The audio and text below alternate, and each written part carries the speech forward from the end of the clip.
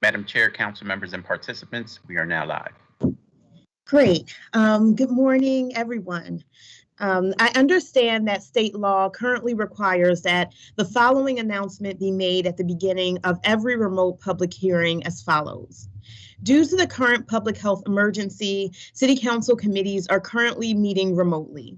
We are using Microsoft Teams to make these remote hearings possible. Instructions for how the public may view and offer public testimony at public hearings of council committees are included in the public hearing notices that are published in the Daily News, Inquirer, and Legal Intelligencer prior to the hearings, and can also be found on phlcouncil.com. I now note that the hour has come. Eliza Alford, would you please call the roll to take attendance? Members that are in attendance will please indicate that you are present when your name is called. Also, please say a few brief words when responding so that your image will be displayed on screen when you speak. Councilmember Jones. Madam Chair, colleagues, good morning. Looking forward to important discussion. Good morning. Councilmember Gilmore Richardson. Good morning, Madam Chair. Good morning, colleagues. I'm looking forward to this hearing today. Councilmember Quinona Sanchez. Good morning, Madam Chair and colleagues. Look forward to today's conversation. Thank you. Good morning. Councilmember Dom. Good morning, Madam Chair and colleagues, and also thank you, Councilmember Gilmore Richardson, for bringing this topic to the forefront. Councilmember Brooks. Good morning, Madam Chair and colleagues and participants. I'm looking forward to this conversation. Councilmember Bass. Good morning, Madam Chair, colleagues in the City of Philadelphia. Looking forward to a very important conversation today. Thank you. Good morning. Councilmember Gauthier. Good morning, everybody. I'm also looking forward to the conversation and appreciate everyone being here. So a quorum of the committee has been established and this hearing is now called to order. This is the public hearing of the Committee on Housing, Neighborhood Development, and the Homeless regarding resolution number 210208. Ms. Alford, will you please read the title of the resolution? Resolution 210695, a resolution authorizing the Philadelphia City Council Committee on Housing, Neighborhood Development, and the Homeless to hold a hearing to discuss the impact of Tangled Titles in Philadelphia. Okay. Before we begin to hear testimony from the witnesses we have for today, everyone who has been invited to the meeting to testify should be aware that this public hearing is being recorded. Because the hearing is public, participants and viewers have no reasonable expectation of privacy. By continuing to be in the meeting, you are consenting to being recorded. Additionally, prior to recognizing members for the questions or comments that they have for witnesses, I will note for the record at this time that we will use the chat feature available in Microsoft Teams to allow members to signify that they wish to be recognized. In order to comply with the Sunshine Act, the chat feature must only be used for this purpose. And so good morning, everyone. Thank you so much for attending this Housing Committee hearing to discuss the impact of Tangled Titles on the City of Philadelphia. I'm very grateful to my colleague, Katherine Gilmore Richardson, for her leadership and partnership on this issue and for her dedication to solving this serious problem for our city. Thanks to a recent report from the Pew Charitable Trust, we have confirmation for what many residents of West and Southwest Philadelphia already knew to be true. That Tangled Titles are a major barrier to creating intergenerational wealth in our communities, and they disproportionately affect Black homeowners in low-income neighborhoods. And when a title to a property is tangled, residents cannot benefit from the value that exists within their homes, but they're expected at the same time to maintain their homes and to pay taxes on the property regardless. A Tangled title also makes it infinitely more difficult for residents to access resources like loans and city-run repair programs that can be a real lifesaver when it comes to maintaining a property, especially for low-income homeowners. And as a result, homes with Tangled titles often fall into disrepair and are sometimes even abandoned, in turn creating conditions that make our communities vulnerable to disinvestment and increased levels of violence. If stable, safe neighborhoods are our goal as a city, then addressing Philadelphia's Tangled title issue is a necessary step in the right direction. Great work is already being done to address this issue, both by city agencies like the Register of Wills and the Department of Records, as well as legal aid organizations like Community Legal Services and Philadelphia VIP, which coordinate pro bono support from private practice attorneys. And as a chair of Council's Housing Committee and as a representative of the district with the highest volume of Tangled title properties, I feel it's important to advocate for residents and to address this problem in any way that I can. And that's why I'm really proud of the $7.6 million that City Council as a body allocated towards Tangled titles over 4 years of the Neighborhood Preservation Initiative. And looking further down the road, I plan to call for increased funding to support and expand the existing efforts to address Tangled titles. I think additional resources will allow us to offer even more extensive assistance to more Philadelphians struggling with this problem. Because home ownership is one of the clearest paths to building generational wealth, it's incredibly important that we clear that path for all Philadelphians. Housing equity has been my number one priority since I was on the campaign trail and in my career before City Council, and I'll continue to fight for it until every resident has access to safe, affordable housing that they can pass on to the next generation. And with that, I wanted to open it up to my colleague, Councilmember Gilmore Richardson, for any opening remarks. Well, thank you. Thank you so Madam much, Chair. Madam Chair. I'm sorry, this is Councilmember School. I just wanted to be recorded as present for the hearing. Thank you. Wonderful. Good morning. Go ahead, Councilmember Gilmore Richardson. Okay, thank you. Thank you so much, Madam Chair, and good morning to you and to our colleagues. And first, I just want to thank you for co-introducing this resolution with me and really understanding the importance and significance of this issue, particularly for families in the 3rd Council District, but really across the entire city of Philadelphia. And I especially want to thank our Register of Wills, Tracy Gordon, for highlighting this issue across the city in very unique ways, particularly via social media, and our Records Commissioner Leonard for all the work they've done together on the PDI initiative, as well as all of our legal aid organizations and our planning department. We know and recognize from the Pew Report that there are over 10,000 families living in homes that were owned by their deceased loved ones, and homes that are most likely worth a lot more than they were when their loved ones first acquired the property. And additionally, Madam Chair, there are many families losing their generational legacy and wealth because they are unable to resolve a Tangled title or deed. And I know this from personal experience. First, my dad died without a will, and incidentally, today is his birthday, so this hearing is for you, Dad. And then my grandmother died, and 8 months later, my mom died. And my sister and I were left with 2 houses in Winfield, Councilmember Jones, both with mortgages. My dad's estate was never resolved, and we had no idea what to do. So a lot of months, a lot of money, a lot of blood, sweat, and a whole lot of tears later, we got it done. It was difficult, and in a city like Philadelphia, where so many of our residents live in underserved communities working in low-wage jobs, it is almost impossible to imagine a positive outcome like the one my sister and I enjoy. So today, I'm looking forward to having a robust discussion about Tangled titles and deeds in our city, about what more we can do to ensure we are helping as many families as possible through this issue. So again, Madam Chair, I thank you.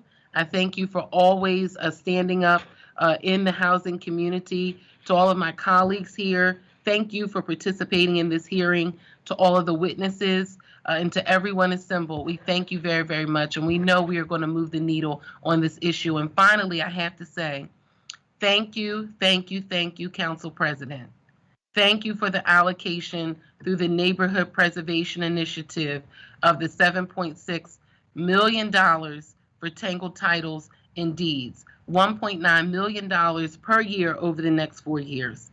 That robust investment will triple the investment year over year for the next 4 years to help families resolve Tangled Titles and Deeds. So I want to thank you for your commitment. I want to thank you for always picking up the phone and picking up the call and understanding how important this issue is to me, to our colleagues, and to families that we serve in the city of Philadelphia. Thank you very much, Madam Chair. Thank you so much for sharing such a personal story, and I'm sorry that you've had to experience so many great losses in recent years. Are there any other members of the committee that would like to make opening remarks before we move on? Okay.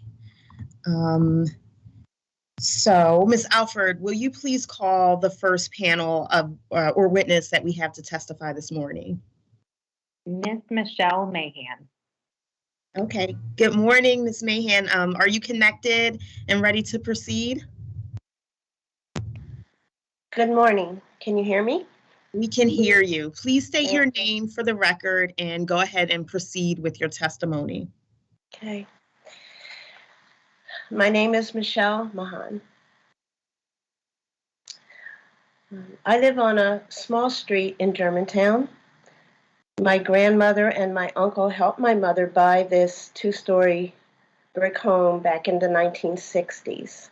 I was 11 years old. My younger brother and I attended Joseph Pinnell Elementary School, it's just blocks away. But one of the things that is so special about this street is that there are 3rd and 4th generation families still living here. Families that I've known for over 50 years. But in 1986, my mom became unexpectedly ill and she passed away like within 6 months. And it was really hard on all of us, but it was really the most hard on my younger brother. After my mother's funeral, the family didn't see him or have contact. He just disappeared. Since my mother didn't have a will and my younger brother was out of contact, it was difficult to settle the estate.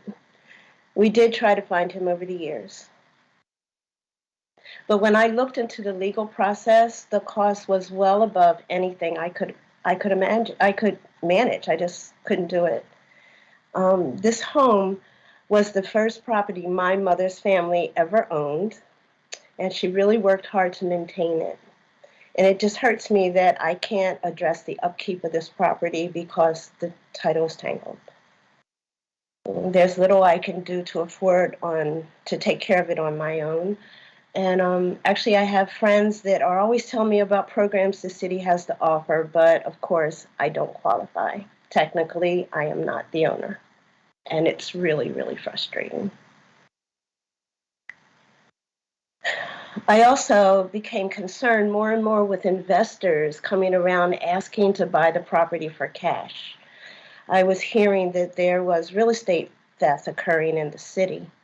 So with the house title in my deceased mother's name, I began to feel really, really vulnerable. I believe it was around April of this year. East and Mount Airy neighbors held a home and safety workshop on Zoom addressing deeds and tangled titles. I made it my business to attend, and I heard Tracy Gordon from the Registrar of Wills office and several others, including Michael Froelick, speak about so many homes in Philadelphia being in this situation. I realized that I was not alone, but more importantly, the opportunity came to correct the ownership status of my home, and I realized help had arrived. So I called the number right away. I spoke to Michael at Community Legal Services and began the process. But the very first thing he did was assign me to a highly skilled and dedicated paralegal, Dot Goldberger. She was able to find my brother after no contact with him for 35 years. This is huge. It's huge for my whole family and the fact of being able to get our house together. So they have been guiding me through the legal process to raise my mother's estate. Believe me, I couldn't have done this on my own, nor could I afford to hire an attorney. And through all of this, I learned the importance of having a will, and they're able to help me with that too. I hope the city will make this program more visible for the public. Eastern Mount Airy Neighbors is a very proactive community, but a lot of communities are not. I didn't receive this information in Germantown where I live. So what about other parts of the city? Maybe there are other means of outreach so that families in Philly can feel more secure in their homes and apply for programs if needed, and that they can get the help they need to maintain their properties. For me, this has made a huge, big difference. Thank you so much for all the work you guys are doing. I really appreciate it. Thank you so much, Ms. Mahan, and thanks for sharing such a personal story. And I'm really glad that you were able to find your way to our Register of Wills and all of the agencies, CLS, and everybody else who helped you. But you make a good point that we have to make these resources more visible so that we can help more people. Thank you so much for being with us today. Are there any questions or comments for the committee, from the committee for this witness? Okay, we will move on to the next panel. Ms. Alford, will you please call the next panel to testify? Madam Chair? Yes. Yes. Oh, sorry. Had you indicated that you wanted to? I'm so sorry. Go ahead. Yes, thank you so much, I'm Madam sorry, Chair. Madam Chair, you'll Oh, see. I'm just skipping everybody. I'm sorry. No, wait a minute, Vice but Chair in the chat Jones. feature, I'm asking questions, but it's for the Register of Wills. Oh, okay. Okay. So when we get to that, you'll have your chance to ask questions. Thank you. Councilmember Gilmore Richardson, go ahead. Thank you. Thank you, Madam Chair. And so I just quickly, Michelle, I just wanted to thank you for sharing your story. And thank you so much for being a part of this hearing. I, too, am so happy, first, that you've been able to find your brother, but also that you've been connected to Roe and to CLS to continue resolving this. And I wanted to add that we are also, through the work of Council President's MPI initiative, adding additional support for the Basic Systems Repair Program to help with repairs for homeowners. And I do receive your feedback and your testimony that we must do more to ensure we are educating our constituents around this issue and making programs more readily available across the city, particularly in communities that may not have very robust community organizations. So thank you very, very much. And I was taking notes while you were speaking for additional follow-up for myself and my colleagues. So thank you so much. And I'm just so very happy for you. Okay. So now, Ms. Alford, will you please call the next panel to testify? Mr. Garrett Hinken. Good morning, Mr. Hinken. Are you connected and ready to proceed? I believe so. Yes. You hear me okay? Yes, we can hear you. Please state your name for the record and proceed with your testimony. Sure. My name is Garrett Hinken. I'm a researcher at the Pew Charitable Trust Philadelphia Research Initiative, PRPI. I'd like to thank Chair Gauthier, Vice Chair Jones, Councilmember Richardson, and members of the committee for this opportunity today. At PRPI, we conduct independent, nonpartisan research and engage with policymakers and civic partners to address important challenges facing Philadelphia, which is Pew's hometown. One of those challenges is Tangled Titles, the hometown term for a property with unclear ownership. Somebody living in a home with a tangled title has all the obligations of home ownership, such as paying taxes, maintaining the property, but few of the resources and protections afforded to deed holders. Resolving the issue can be daunting, particularly for households with limited means. But left unresolved, Tangled Titles undercut family wealth, the preservation of affordable housing, and ultimately neighborhood stability. In August, we released a detailed report looking at the issue, which is available on our website. I'd like to spend just a quick few minutes walking through our key findings. First, we looked at how Tangled Titles arise. There's many ways, but the most common scenario is when the owner of record dies and a relative inherits the property but does not record a new deed. The existence of a will, although helpful, is not enough in itself. A Tangled Title can still result unless the will goes through the legal process known as probate and a new deed is filed with the city. We also examined how widespread the problem is and found at least 10,407 Philadelphia households grappling with the Tangled Title. Collectively, those affected homes are valued at more than $1.1 billion, so a significant amount of money, family wealth is potentially at risk. We examine where they're found, and they exist in every part of the city, but clearly affect some neighborhoods more than others. The incidence is highest in parts of North, Upper Northwest, and Southwest Philadelphia, areas that account for about a third of the Tangled Titles, or half the Tangled Titles, but only a third of all residential properties. In my written testimony, we've included a chart breaking out the numbers by council district, where the greatest numbers are found in the 3rd, 5th, and 8th districts. Those neighborhoods most affected tend to be those with relatively low housing values, low incomes, and high poverty rates. The populations hardest hit are predominantly Black, while those least affected are majority white. I think differing levels of estate planning likely contribute to that dynamic. A national study we looked at found that among people over age 50, only 20% of Black people have valid wills, compared with 63% of white people. And in Philadelphia, 49% of Black households own their own homes, which is the highest rate of Black home ownership among the 50 largest cities in the country. The prevalence of Tangled Titles in majority Black neighborhoods threatens that high level of home ownership and its potential to build wealth across generations. In exploring what it takes to resolve a Tangled Title, we found that doing so usually requires an attorney, can be very time-consuming, tedious, and expensive. Without legal assistance, fee waivers, or other subsidies, the cost can be significant. We came up with the number $9,200 for the simplest case. So that suggests that remedying 10,000 plus Tangled Titles is a roughly $96 million problem, which is a significant amount of money, but it's less than a tenth of the $1.1 billion in housing wealth potentially at risk. So for as long as the title remains tangled, the affected homeowner will find themselves unable to sell the home, take out a home equity loan, obtain homeowners insurance, participate in city home repair programs. Additionally, they'll face obstacles participating in relief programs that can help with real estate taxes and water department charges. Altogether, these limitations put a home, in many cases the family's primary source of accumulated wealth, at greater risk of deterioration, foreclosure, and in some cases, deed theft. So remedying a Tangled Title can make a world of difference. One gentleman interviewed for our report had lived for 8 years in his family's longtime Northeast Philadelphia home before getting the title untangled. Looking back at the experience, he said, I went a lot of places and they told me, you don't own the house, you can't get the help. And now I do, and now I can. I can say, here's the deed, what can we do? And our research shows that there are at least 10,000 Philadelphians out there who still don't know what that feels like. So thank you for the opportunity to share this research and for the ongoing work for this committee. Thank you so much for your testimony today.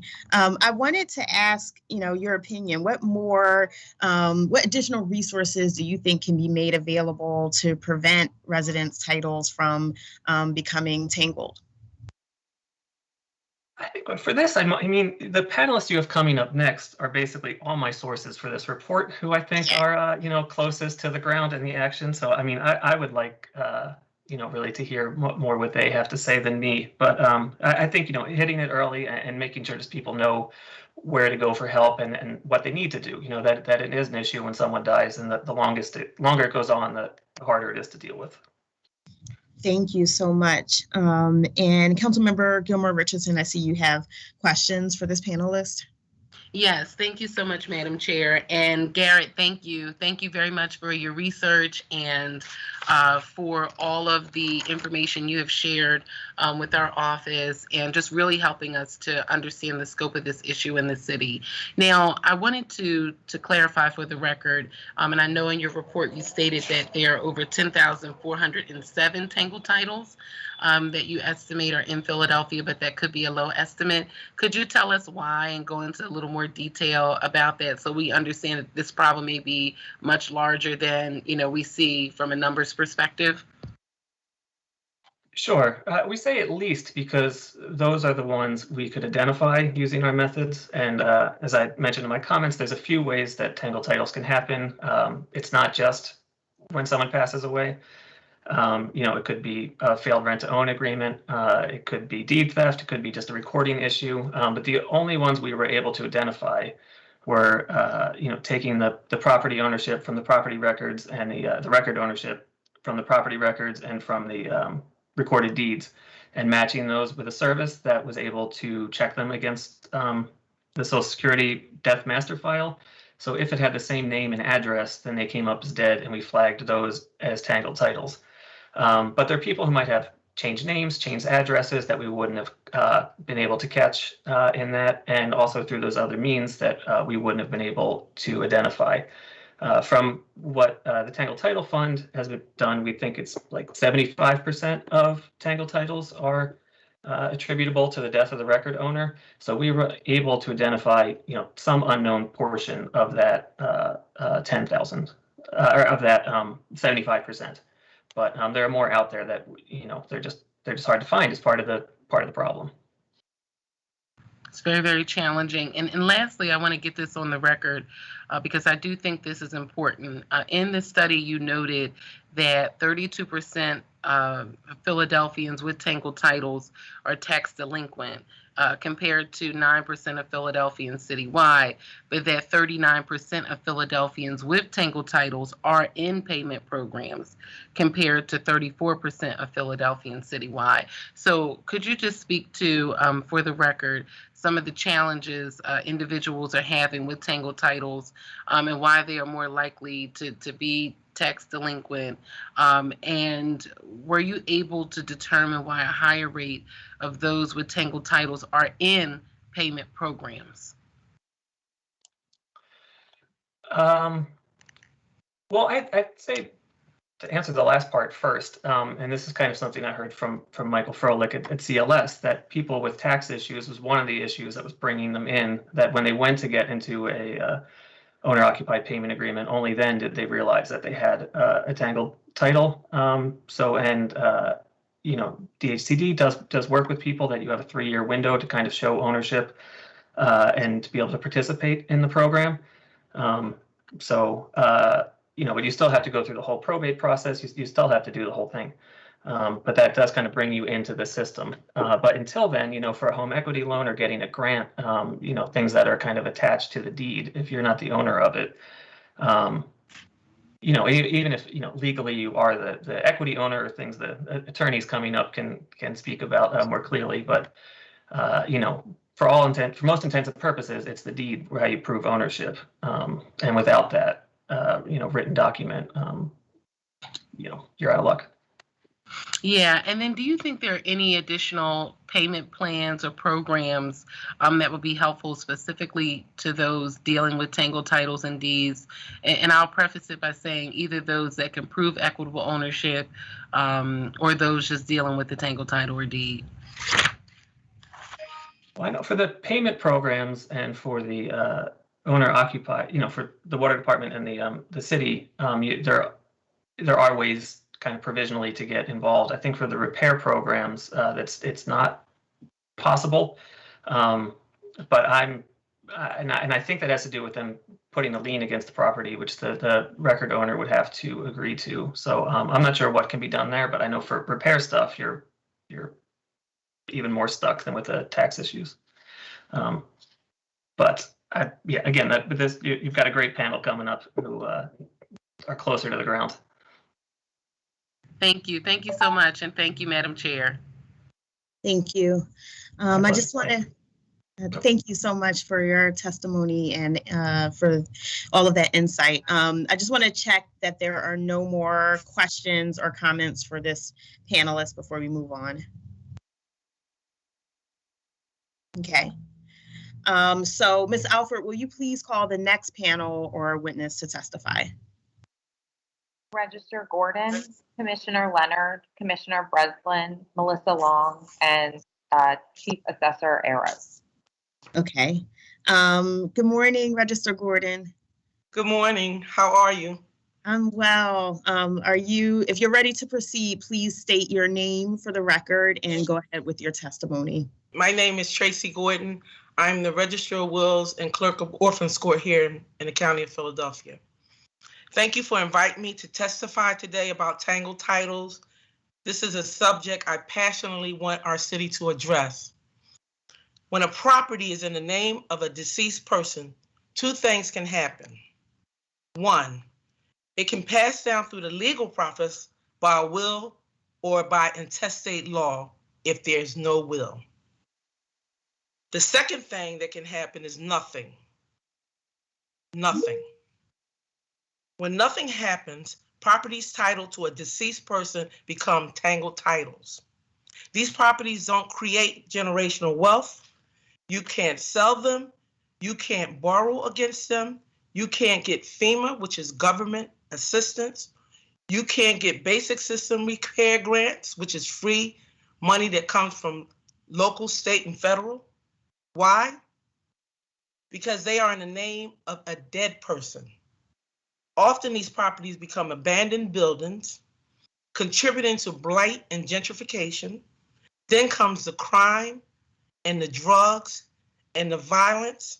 Communities suffer, businesses leave, continuing the cycle.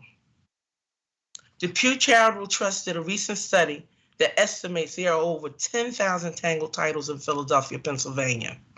That's not 10,000 people, but 10,000 homes, which means 10,000 families. This crisis has locked up over $1 billion in dead Philadelphia capital. Yes, that's billion with a capital B, and that's a low estimate. We also know from the recent University of Penn study that if just one home gets a BSRP grant, crime drops on that block by 22%. That's a huge drop. And the biggest obstacle to a BRSP grant, free money from the city to fix your home, is being in a tangled title. The Probate Deferment Initiative, or PDI, was designed by my office to assist Philadelphians who found themselves the victim of a tangled title. And they are victims because most don't know they're in tangled titles. The dead people didn't know they were supposed to make wills. This is something that, they were never taught. The city never taught them. The state of Pennsylvania never taught them how to protect your wealth and how to transfer your wealth just in case you die. Too many tangled titles require raising an estate for more than one deceased person. With PDI, my office will defer the probate fees. No probate fee will be collected unless the property is sold. If the relative decides to remain in the property, my office will not seek the probate fee or apply any interest. At our request, Commissioner Deeds, James Leonard, generously agreed to waive the deed filing fee for any PDI recipient. In addition to waiving and deferring fees, we also connect families with the necessary legal assistance. You cannot untangle a title without an attorney assistance. It's too technical. It's legal. They don't know that. They don't even know what a tangled title is. They don't know how to raise an estate, get letters of administration. They don't even know, they thought, Grandma left me this house. This is my father's house. This is my mother's house. They said this is my family's house. This is heir property, which is no such thing. And then now they're hit with, their roof collapsed, or they go to one of your outreach festivals or seminar. You disseminate information to them about all these grants. We just had a Hurricane Edna. It's money. I just got a call from one of our judges. The deadline is coming up for people to be able to get the free federal legal assistance to repair houses that they're not eligible for because the house is not in their name. We are in a pandemic here in the city of Philadelphia. After a recent meeting, we discovered that the need is so great that the nonprofit legal organizations are unable to meet the demand alone. In the 6 months PDI has been active, my office alone has resolved 7 Tangled titles, despite having no additional funding or dedicated staff. CLS reported that it was able to raise only 23 estates from 2019 to present. We are aware that they have other client issues to focus on as well, but it is obvious that the Registrar of Wills office and the nonprofit legal community are both needed if we are going to make an impact. This joint effort will require the Registrar of Wills receive adequate funding to make this happen. We also need dedicated administrative staff, including an additional attorney and office equipment to sustain our efforts. I previously forwarded a preliminary budget to Councilmember Gilmore Richardson. I feel confident we can do so much more with appropriate funding. Thanks you for your efforts in addressing Tangled titles. I'm always prepared to be an ally and combating the Tangled Title Crisis here in Philadelphia. I want people to stay in their homes. And in closing, I would like to publicly thank Councilman Curtis Jones for being a mentor to me and encouraging me and speaking highly of what I'm able to do over at the Registrar of Wills. I'd like to thank Kathy Gilmore Richardson, who went above beyond and didn't just say, okay, I got out of my Tangled title. You know, I'm not worried about everybody else. And she took this as a passion. Councilwoman Jamie Gauthier for being a fearless fighter for homelessness. I think we can make history here by helping people get out of these Tangled titles. It's really bigger than a hearing. We may have to get some assistance from the state, which I always proudly say we send between $80 to $100 million in estate and inheritance tax to the city, to Harrisburg every single year. We may even be able to get some federal assistance through the Fair Housing Act. I'm doing some research on that to see that we have to help these families. It's not just one home. This is family generational wealth that we bought, but we did not know and understand. You know, we did not understand the dynamics of the educational part, and that's what my office is doing through all of your help, disseminating information. I made sure that I train all your staff, all the state staff. My staff continues to get training. We have remained open throughout the pandemic. We're in room 180 of City Hall. We are open by appointment only. We can be reached at 215-686-6250. I heard somebody had a question. If we don't get to the question, you can also email me at roweonline@phila.gov, and we will answer any question that we can, or we will refer you to these legal agencies that have been that we have been partnering with to assist you all to save your homes. Thank you all, and have a nice day. Thank you so much. Thank you so much, Madam Register, for your testimony, but also for the way that you have dived right into this issue and took it upon yourself to get out into the community, spread the word about the importance of Tangled titles and how people can get help. Your advocacy, your passion around this, and the Probate Deferment Initiative has led to residents receiving a lot of assistance to untangle their titles. 7 families. It's amazing. In 6 months. Yeah, and you've also, beyond the 7 families that you helped directly, you've done a lot to elevate this issue among us as policymakers, which I think will lead to even more progress on the issue in the long run. And so we really, really appreciate your tireless advocacy and your work. I have a question for you.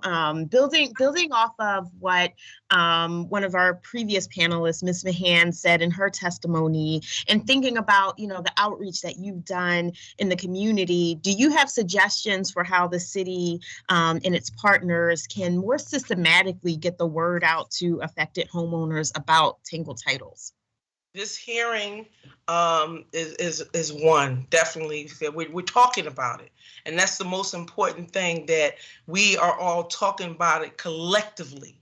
You know, we're going to bring the state on. We want to bring the federal on, the legal agencies. We have enough brain power that can put together and make, you know, have our voice heard for advocacy. Another thing we're getting, that's a big thing, that next hearing we have, where we're going to make sure that the funeral parlors and funeral homes have information, and hopefully they can incorporate on their intake form, do you have a will?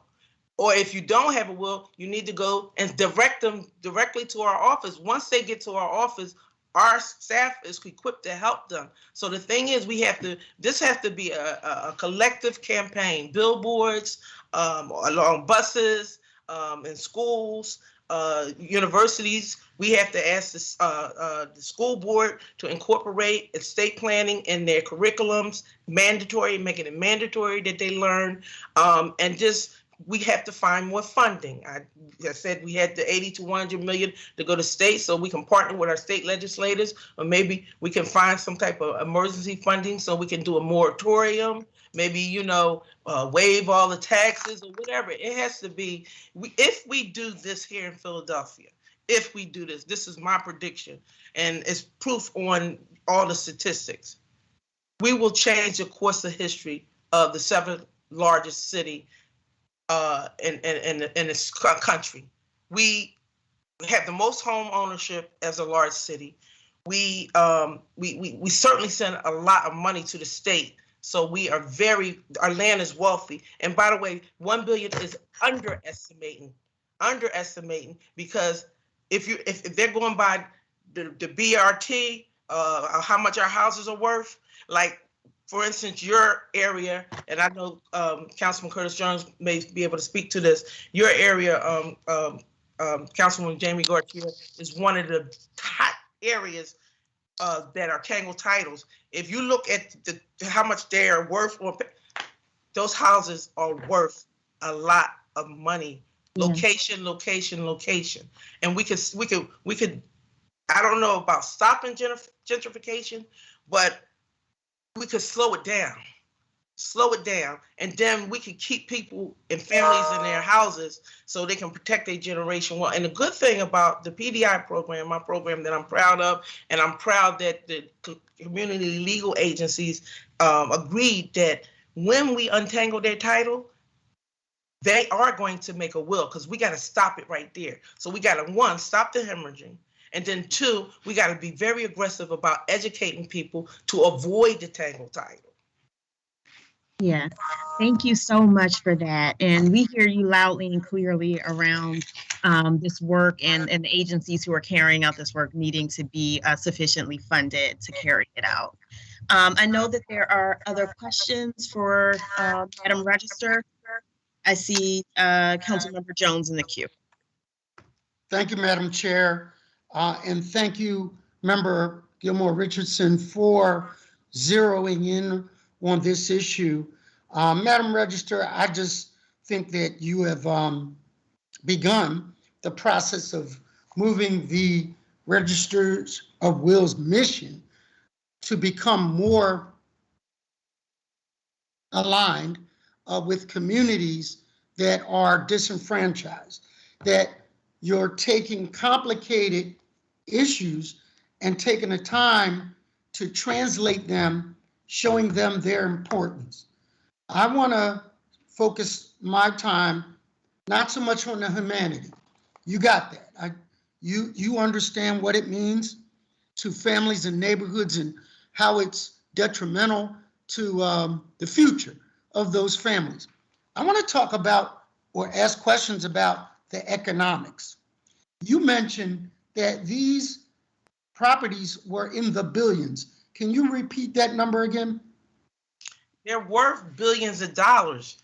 I mean, okay, say for instance, one home is out of a Tangled title and they qualify for the BSRP grants to help them with their, heaters, roofing.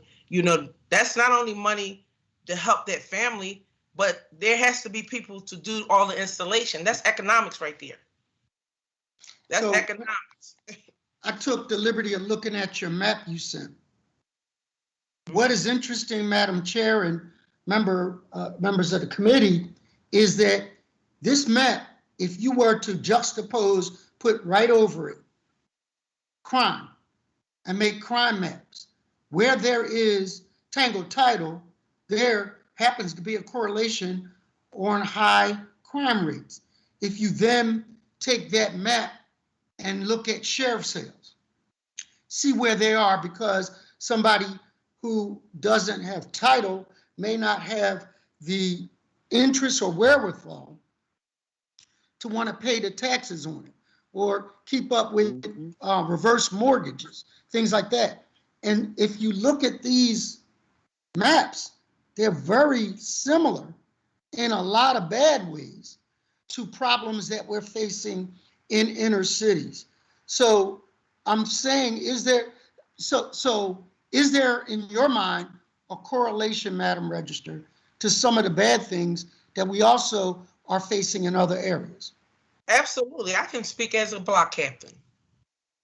An empty building, which in a lot of cases was Tangled Titles. You know, people just abandoned them or couldn't keep them up, or it was a fire and you can't get homeowner's insurance. So that's a liability. You live next door to somebody that's in a Tangled Title and they're not insured, you know? And I'll tell you, the houses that are abandoned on your block, a lot of times people swat in them, they sell drugs out of them. This is all, one house can totally destroy a block. And I know you know that. We grew up we live in row homes.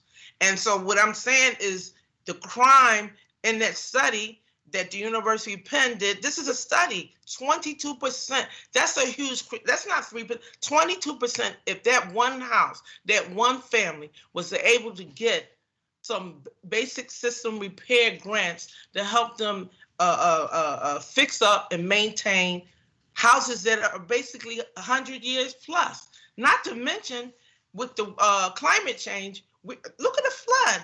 Vine Street was covered. I never thought I would ever see Vine Street covered with water. It's a lot of homes that was affected by that last hurricane. They're not going to be able to get FEMA. Now, FEMA is not even insurance. Insurance is you have to pay for the insurance to be able to get the protection for that liability. FEMA is you just have to be a homeowner and the government will come in and give you money to repair your house. They can't qualify for FEMA. They can't qualify for homeowners insurance. They can't send their children to college. They can't use it as leverage to improve their housing. They can't get licenses, pull licenses to do work on the property. You have to be the homeowner of the property. The high properties are in dead people's names. And what alarms me the most is this office has been in existence since the 1600s. William Penn, the Quakers, the foreparents of this country, they all knew how to transfer their generational wealth. We still have trusts a lot thriving because they left a will with details on how their property was supposed to, continue to exist even in their death. We're saying that people, upon purchase of a home, should at least be given the option, like I was given an option to get life insurance policy because my broker said that I had 4 children. Definitely I was going to get the homeowner's insurance because the bank wasn't going to risk a liability. But I would have liked for somebody to say to me as a young woman who was college graduate, educated, hey, you may want to think about a will just in case. And remove this superstition about making wills. It's corny. It's this unbelievable that it's something as simple as a will is not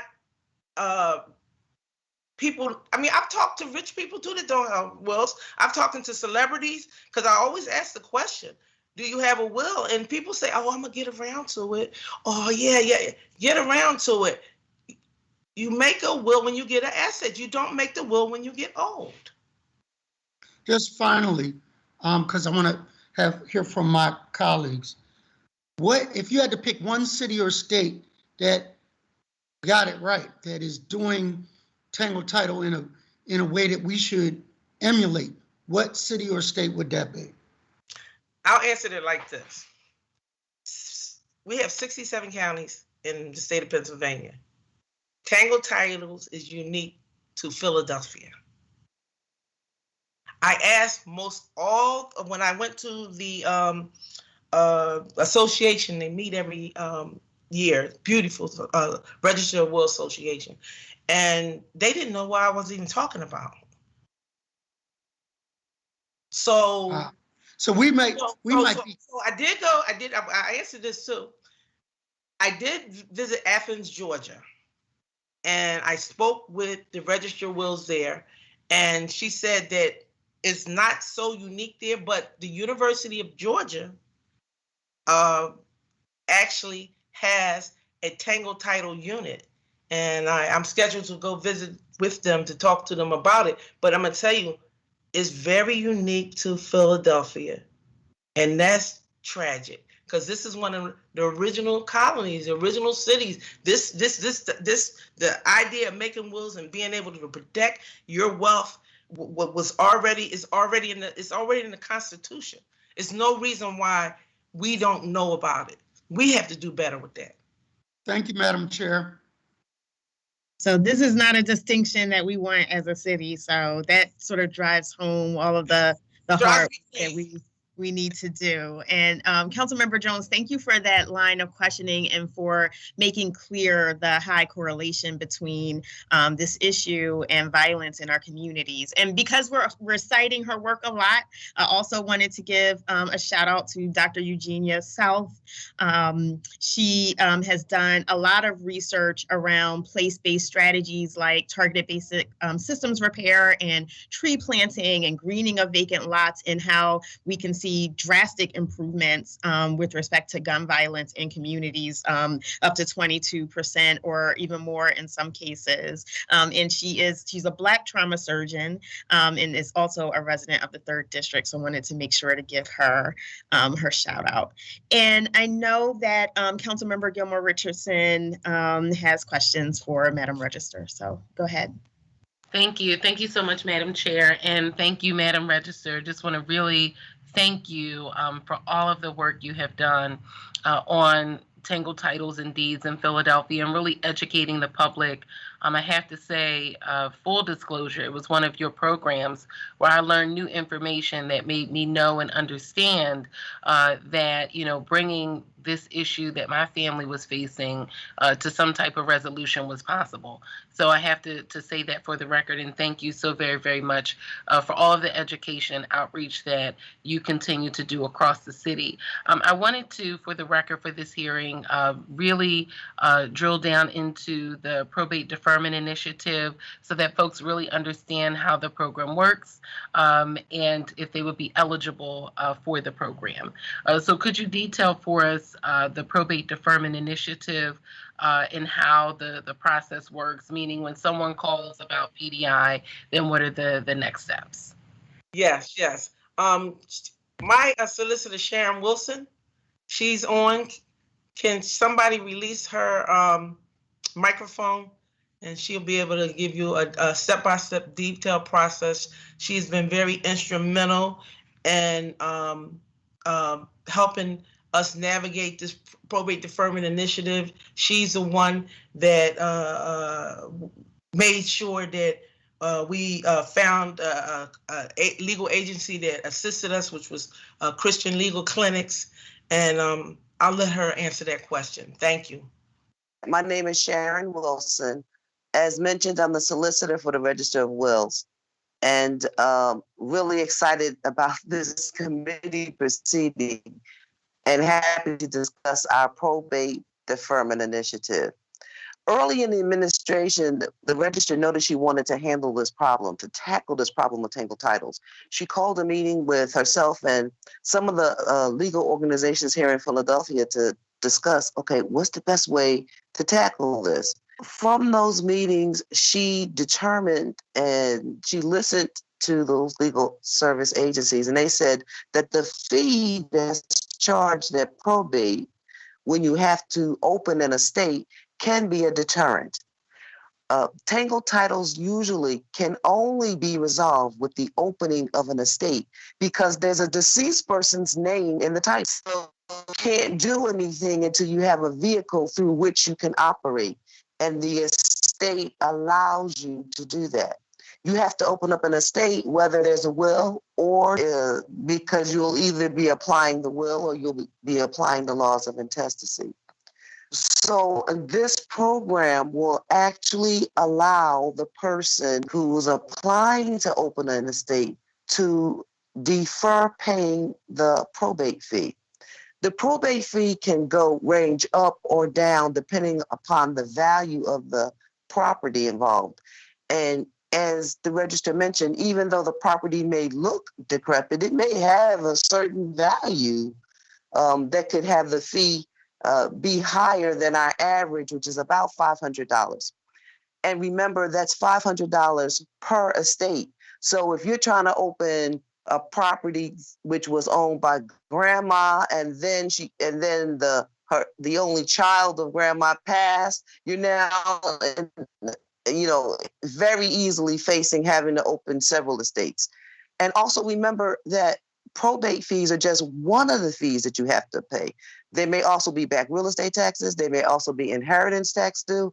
So enable to at least allow people to move forward and to get over the sort of psychological and financial hurdle of opening up an estate. We initiated the PDI program to defer the fee. The fee is deferred during the time of and thereafter, the register does not attempt to collect the fee and applies no interest on the fee while the relative remains in the home. So if you just are trying to, as we heard testimony earlier from Michelle, you just try to get your home titled properly so you can continue to stay there and take advantage of these programs that are available, you'll never have to pay that deferred fee. When the house is sold, however, that's when the register would look to collect that fee for payment. As a collection agent, because the Register of Wills office is a collection agent for the state of Pennsylvania, it was unclear as to whether or not we could waive the fee. I mean, our job is to collect the monies. But this allowed us to move forward without having to go through that process, although we haven't given up that process, but to go through what would probably be a lengthy process in order to just get those fees cleared out. We have talked to several clients regarding this waiver of the fee and payment only upon sale, and none of the clients that we've talked to thus far expressed any hesitation merely because the fee was there, but would maybe be collected upon some later date. So in addition to allowing the waiver of the fee, we also have a list of organizations that refer to organizations so that they begin the process of untangling the title in with every court that they need to in order to begin that process. So it's a process that allows waiver of the fee as well as to begin the Tangled Title process, the legal process attendant with it. There's application. We actually did begin focusing on lower income residents first. One, because we knew that they would have the least access to services and resources. And two, because they would automatically qualify for the legal service organizations by virtue of their income. It's our hope to expand the program because this isn't a problem that just happens to lower income communities. And middle income communities are having some of the same problems because people may not be poor, but it takes a certain amount of funds to get this done. And the legal process, as I think Garrett testified to earlier from Pew, can take a substantial amount of money between $8,000 and $10,000. So that's the program we have instituted to date. And as she's mentioned, we've had at least 7 successful clients and families go through. We have others in the pipeline that we're excited to assist as well. Thank you. Thank you very, very much. And thank you again for your work on PDI and for really detailing how Philadelphians, particularly low-income Philadelphians, could be involved in the program. I just wanted to ask you, because Madam Register talked about the 7 Tangled titles that you all were able to resolve. Can you share more with us about that work and the process that those clients went through to come to resolution? Sure. They would, usually it starts with an inquiry to our Row online email box. We have a email just for PDI programming. So we run the program through our legal department, even though, as the Register mentioned, we don't have dedicated staff or resources for this. We are really stretching ourselves because this is a passion that she really wants to address. So we run it through that legal department. They begin the process with an application and a referral to a legal services provider. We confirm that they in fact have that provider. They then make an appointment for probate. We have established a special lane for PDI clients so that they can get into probate. Probate can be a pretty long wait these days because COVID has had such an impact on our office. There's been so many additional deaths and disabilities, and it's sent people to our office in a way that we are really full of just trying to handle that population. But again, we made a decision by stretching employee resources that we would create this little lane for PDI to make sure that it happens. So once that occurs, the probate clerk is alerted that this is a PDI case. So they know to go through the process, to put it in a particular lane, and then to not charge the client a fee. The application has an internal review at that time. And if in fact they're accepted, and we haven't really turned anyone away that meets our process, then we institute a lien for that $500 so that it remains there, so that the city can get their money eventually and that the state will get their money. So it's a process that allows the family to go forward, but ultimately doesn't deprive the city or the state of any monies, because absent this program, they would have never seen this money anyway. These people would have never gone through this process. We also issue a deed waiver that the Department of Records has agreed to accept.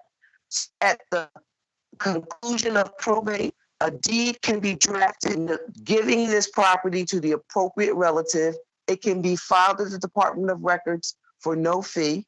That's not the same as saying that there's no transfer fee.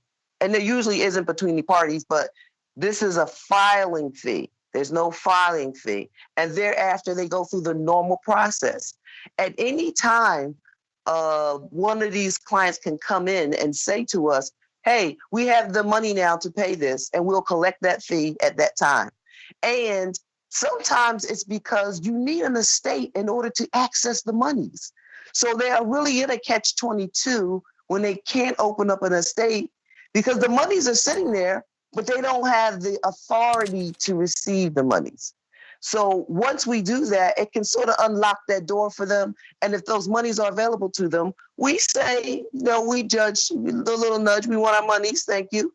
And we go forward at that point. And the final step, we at least remind them to say, hey, you need a will. Where is your will? And they talk to their legal service representative to get that will done. Okay, and just to confirm though, so the folks that come through PDI, when they need assistance from an attorney, they are transferred to one of the legal aid organizations. Exactly. Okay. All right. Thank you very, very much. Thank you. Thank you. Commissioner Leonard. Commissioner Leonard, good morning. Good morning. Please state your name and proceed with your testimony. Good morning, Chairperson Gauthier and committee members. I am James Leonard, Commissioner of the Department of Records. Thank you for inviting me to testify today on the impact of tangled titles in Philadelphia and ways to support those suffering with tangled titles. I'm joined today by Frank Breslin, Revenue Commissioner, Melissa Long, Director of Housing and Community Development, and James Arrows Jr., Chief Assessment Officer. First, I thank Chairperson Gauthier and Councilmember Gilmore Richardson for the introduction of this resolution and their leadership on this issue. I also thank City Council for recently including $7.6 million in new funding for tangled titles as part of its Neighborhood Preservation Initiative. Tangled title is a crisis confronting thousands of Philadelphia homeowners with a disparate impact on communities of color. Since 2003, the city has supported Philadelphia VIP to help over 2,000 tangled title clients, most of whom were persons of color. Tangled title prevents one from exercising basic rights of homeownership, taking out a home equity loan, modifying a mortgage, selling the property, or qualifying for many programs such as the Longtime Owner Occupants Program, LOOP, the Pennsylvania Property Tax Rebate, the new Restore, Renew, and Repair Program, and Basic System Repair Program, to name just a few. To address this crisis, the Records Department has partnered with Register of Wills Tracy Gordon on our Probate Deferment Initiative. The Records Department, as you've heard, is waiving recording fees for participants, a savings of almost $260 per deed. I applaud Register Gordon for her leadership on this issue. Additionally, my colleagues at the Department of Revenue and Law Department are working with Council to address eligibility rules for real estate tax assistance programs.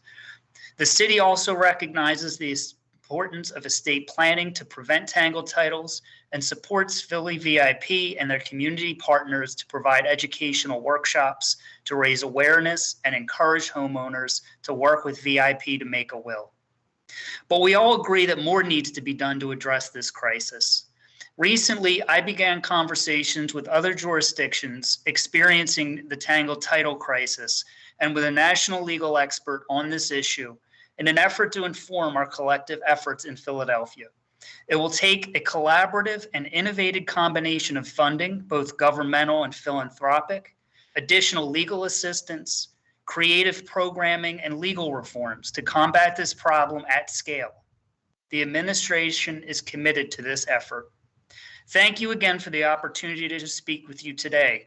The administration looks forward to working with council and community advocates to support those burdened with tangled titles. I would be pleased to answer any questions. Thank you so much, Commissioner Leonard, for your testimony and for your work in this area. I'd especially like to commend your office for waiving the fees associated with recording a deed with the Records Department. In your testimony, you mentioned that you've been talking to a national legal expert in other jurisdictions, and I wanted to know if you could expound upon any early learnings or ideas that these conversations have generated.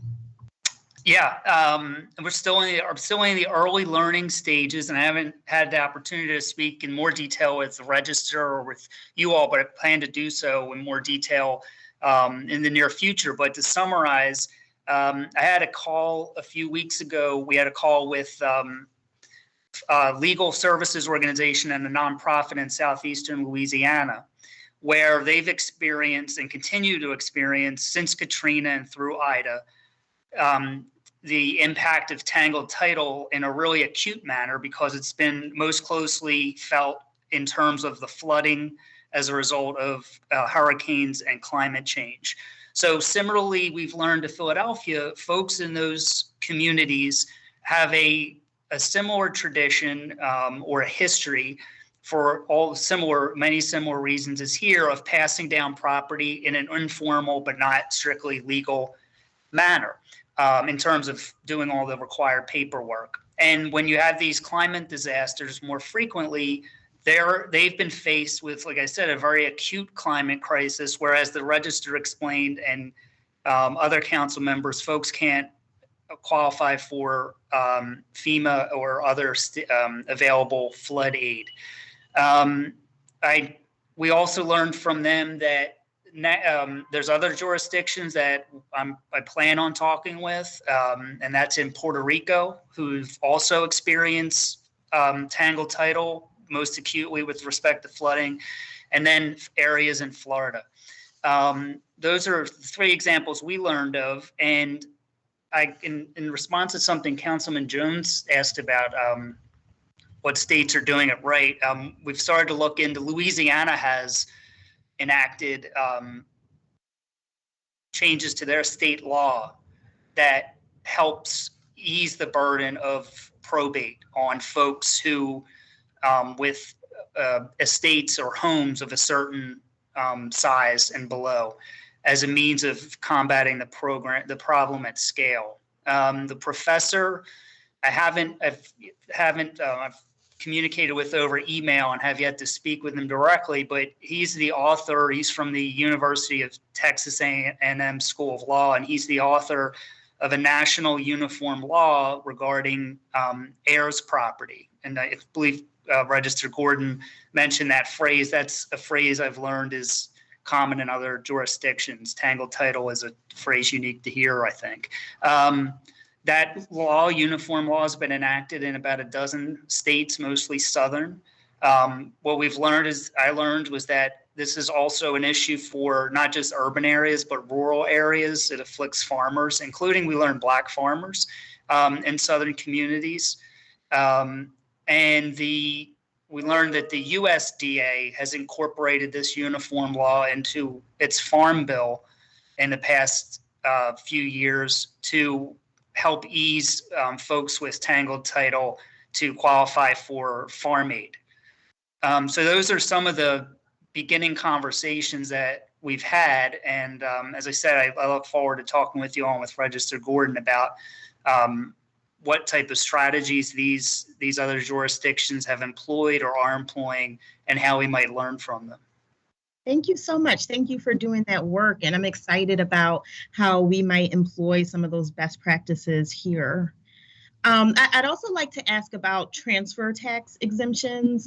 I believe there's an exemption for transfers between certain direct relatives, like grandparents, parents, children, and siblings. Can you clarify that exemption for the record and what it means for someone who is entitled to receive a property with a tangled title from the estate of a parent or grandparent? Yeah, so thank you for that question. And there's when you and Register Gordon and I talked, and her solicitor Sharon Wilson talked very extensively about this in preparation for the program, to make sure that transfer tax burden, which is much more significant sometimes than the fees, would not be an issue here. So when an estate transfers property to an heir as part of its probate process, that transfer is tax exempt, as are property transfers between relatives of certain degrees. That includes parents to children, grandparents to grandchildren, brothers to sisters, for example. Okay, thank you so much for clarifying that.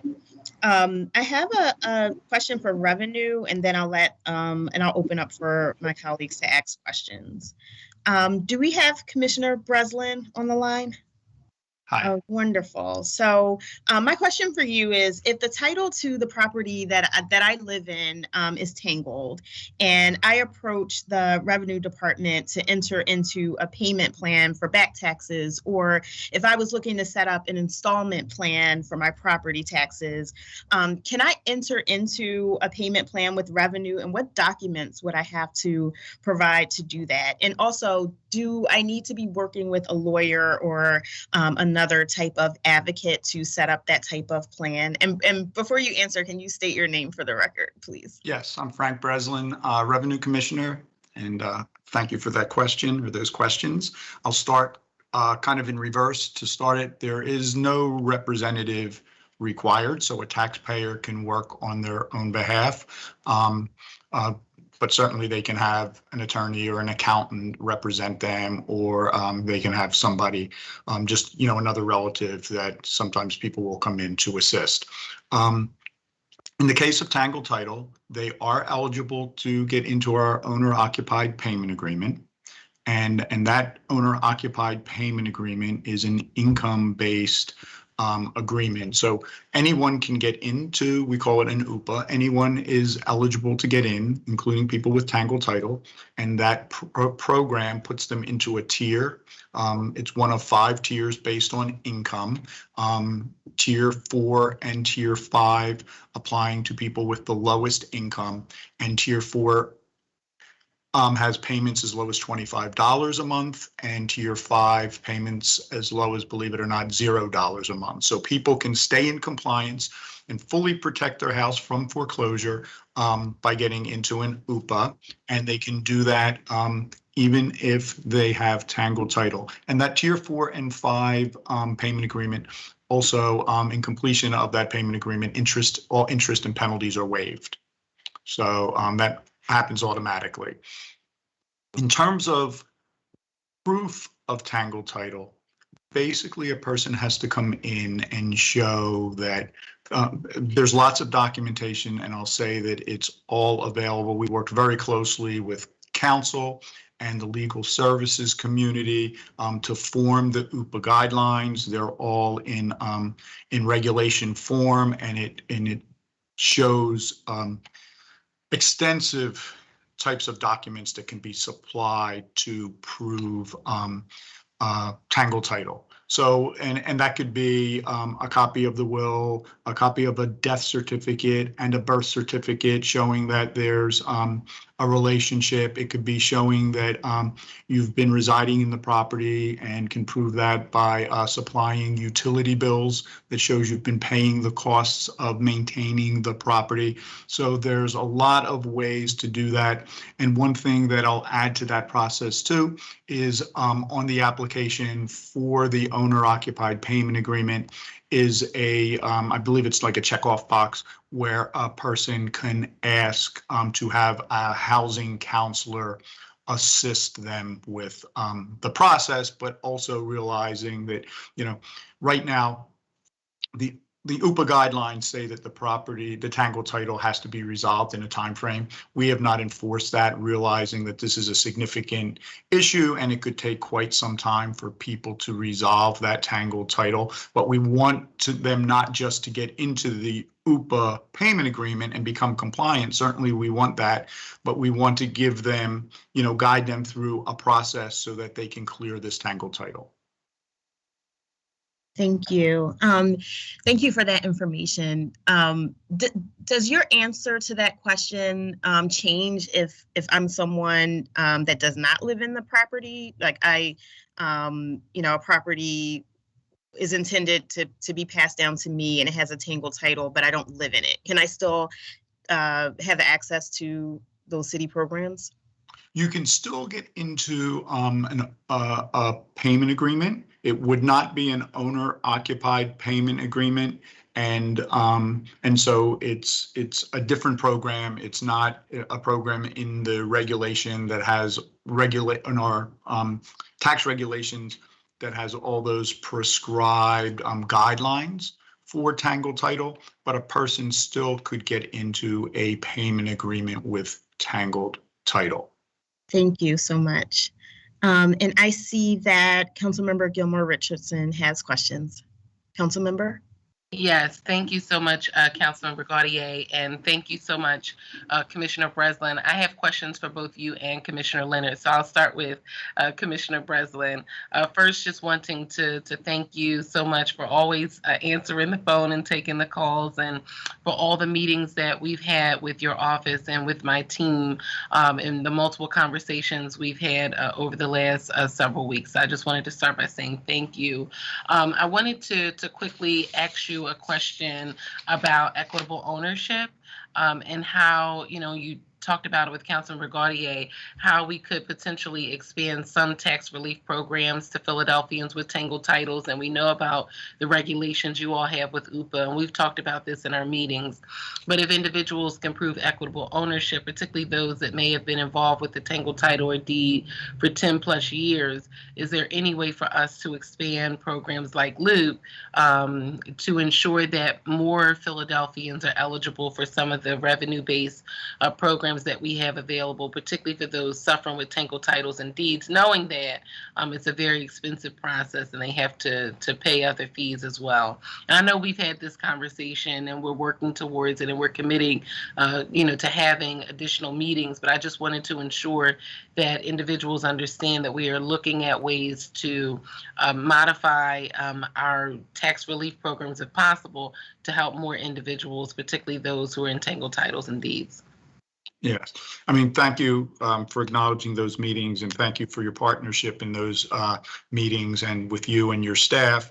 A result of those meetings is my team has been working on draft regulations similar to those for UPA, so that we could expand that to LOOP, and you should be seeing those shortly because I saw them this week. They're still being reviewed. So I think that's a great step forward. Also, I think the conversations that we've had, and we've had, several conversations on the record and meetings where we've talked about the outreach work that the Revenue Department does, and most of that is geared towards our tax programs and compliance, but has not been a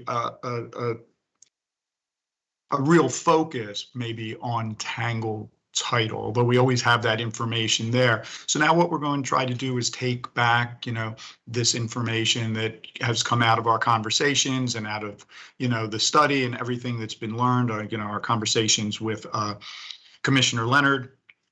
And we're going to try to incorporate that formally into all of our outreach. Revenue has a pretty robust communications team, so we're going to try to make that part of our in-person outreach at events that generally we partner with council to do those in person, and that's starting again now as we get into more of a post-COVID environment. And also we're going to add information into our delinquency notices and other notices that we put out, guiding people what resources are available for Tangled Title. Okay. Well, thank you very, very much, Commissioner Breslin. I'm so encouraged by the news about the regulations, particularly around LOOP, because I know we had extended conversations there. And I wanted to quickly give a shout out, and I do this every meeting that we have, but I have to do it on the record for the hearing, to Vicki from your department, who is with us day in and day out in the community. She was with us for the fair we had in Council President Clark's district on York Street. She's been with us with all the faith-based community organizations that we work with every Sunday before the pandemic. Even throughout the pandemic, she's been on all of our virtual events.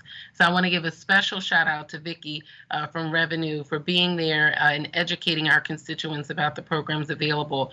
And I look forward to continuing to work with you, Commissioner Breslin, on those relief programs for individuals suffering with Tangled Titles and deeds. And Madam Chair, I quickly have a question for Commissioner Leonard. Go ahead. Okay. Commissioner Leonard, again, thank you for your work, for your partnership, for your collaboration, for everything you have done to really move the needle on this issue.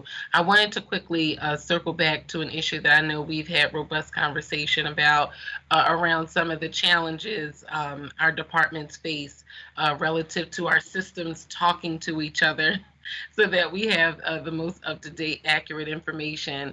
And for me, it's particularly the interface with the records department and Philadocs and then OPA and the information we see on the web, because that helps us to understand sort of where a property is in process. So at any rate, I wanted to just offer the opportunity for you to speak to how we are going to continue to work through some of those IT challenges so that we have some of the most up-to-date information available for constituents and for the legal aid organizations, right, that need to utilize these systems to do research for constituents that have Tangled Titles and deeds. Yep, thank you for that that question, Councilmember. The source for property ownership data is the records department, because that all derives from a deed that's recorded in our office. It's then that data on an ongoing basis is shared out through a variety of means to OPA and then downstream into the Department of Revenue.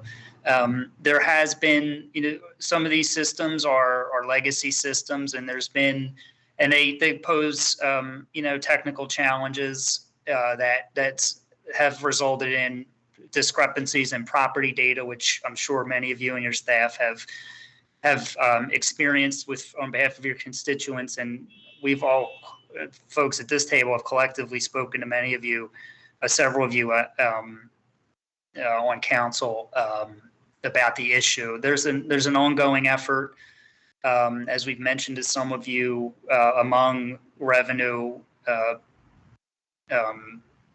OPA, and OIT and other related departments that share property data to clean up essentially the discrepancies that are legacy discrepancies among our systems, and also an effort to put in place a technological fix going forward that will mitigate the likelihood that those type of data discrepancies occur among departments.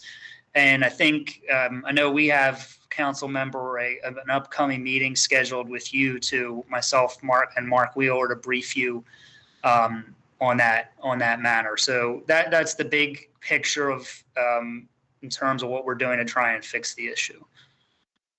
No, I want to thank you so much for your work, and also for your department's work through the pandemic, right? I still use Philodocs, even when I'm not on my city computer for constituent cases, and you all are really working hard to get the cases processed as soon as possible. I think I went on yesterday, and you all are up to August 5th, I believe.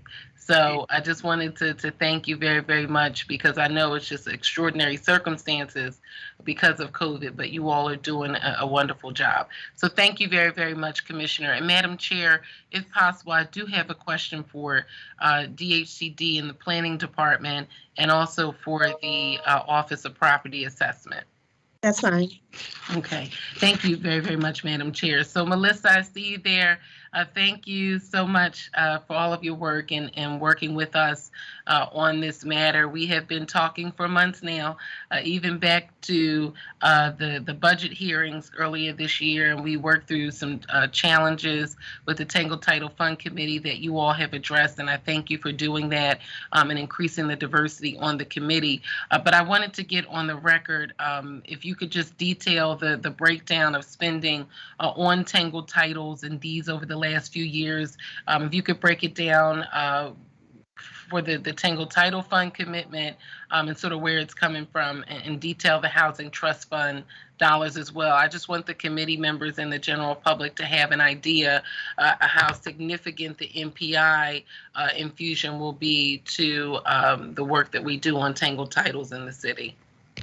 Yes, and I'd like to introduce myself. I'm Melissa Long, Director of DHCD. And again, I want to thank both you and Chairperson Gauthier for all your work and commitment to this very serious issue. And I really appreciate you bringing all the partners together. And I'm looking forward to, continuing that work and working on the exciting work that Commissioner Leonard discussed, and some of the outreach strategies that I know we discussed at our last meeting. So there's a lot of great work to be done, and I appreciate both of your levels of commitment and look forward to that. Yes, so I can, if you give me 1 sec, I'm going to pull this up. We do, our office does provide over the last 3 years a commitment of approximately $500,000 to VIP. That's broken out $100,000 in CDBG for legal counseling, City Gen of $62.5 and $100 of HTF for the Tangled Title Fund. And we are so grateful for the Housing Trust Fund new VIP receives a commitment of support of $290,000. We are also able to support, I have my colleague here, Michael Froelick, I see him up in my screen, $125,000 to intake and legal advice to CLS, and then an additional $85,000 to PLA. And so that is for Tangled Title Fund work for folks that already have, households that already have Tangled Titles. I do, I think, want to point out too that we, like Madam Register, very on to the importance of having a will, and the partners have been working over the last year to incorporate that. I think we'll hear that in testimony from VIP, those efforts, and we really look forward to increasing that and increasing the awareness. No, thank you very, very much. And if you could just talk about BSRP as well, and how that program is not available for Philadelphians with Tangled Titles and Deeds, and if there are any updates around if we were able to change some of those barriers in the program. Yeah, I think, we continued to work with, my colleague Dave Thomas over at PHDC and Partners. And I think we're committed to continuing to work on, again, raising awareness and coming up with some new procedures on how to address that. So we'll continue that work. Okay, great. And then my last question is for Philadelphians who may not qualify for legal aid services but still can't afford the legal fees. What are we doing for those folks that are sort of in the middle, who still need legal aid representation and help? And don't qualify. I think this is the potential for this new funding that may not have the income restrictions, and we can, again, continue to work with partners to come up with ways on how to address and meet their needs. So again, I think a lot of work, we're excited about continuing the conversation and a commitment, because we recognize that too is an issue. Okay, Yep.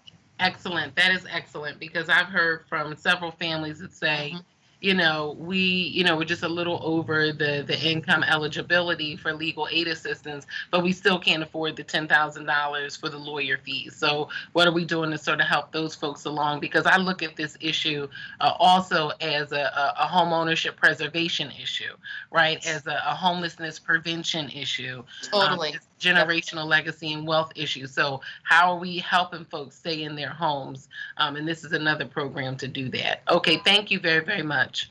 Okay, thank you. Is Chief Assessor Arrows available? Good morning, Councilmember Gilmore, Richardson, Councilmember Gauthier, and fellow members of the committee. For the record, I'm James Arrows, Chief Assessment Officer for the Office of Property Assessment.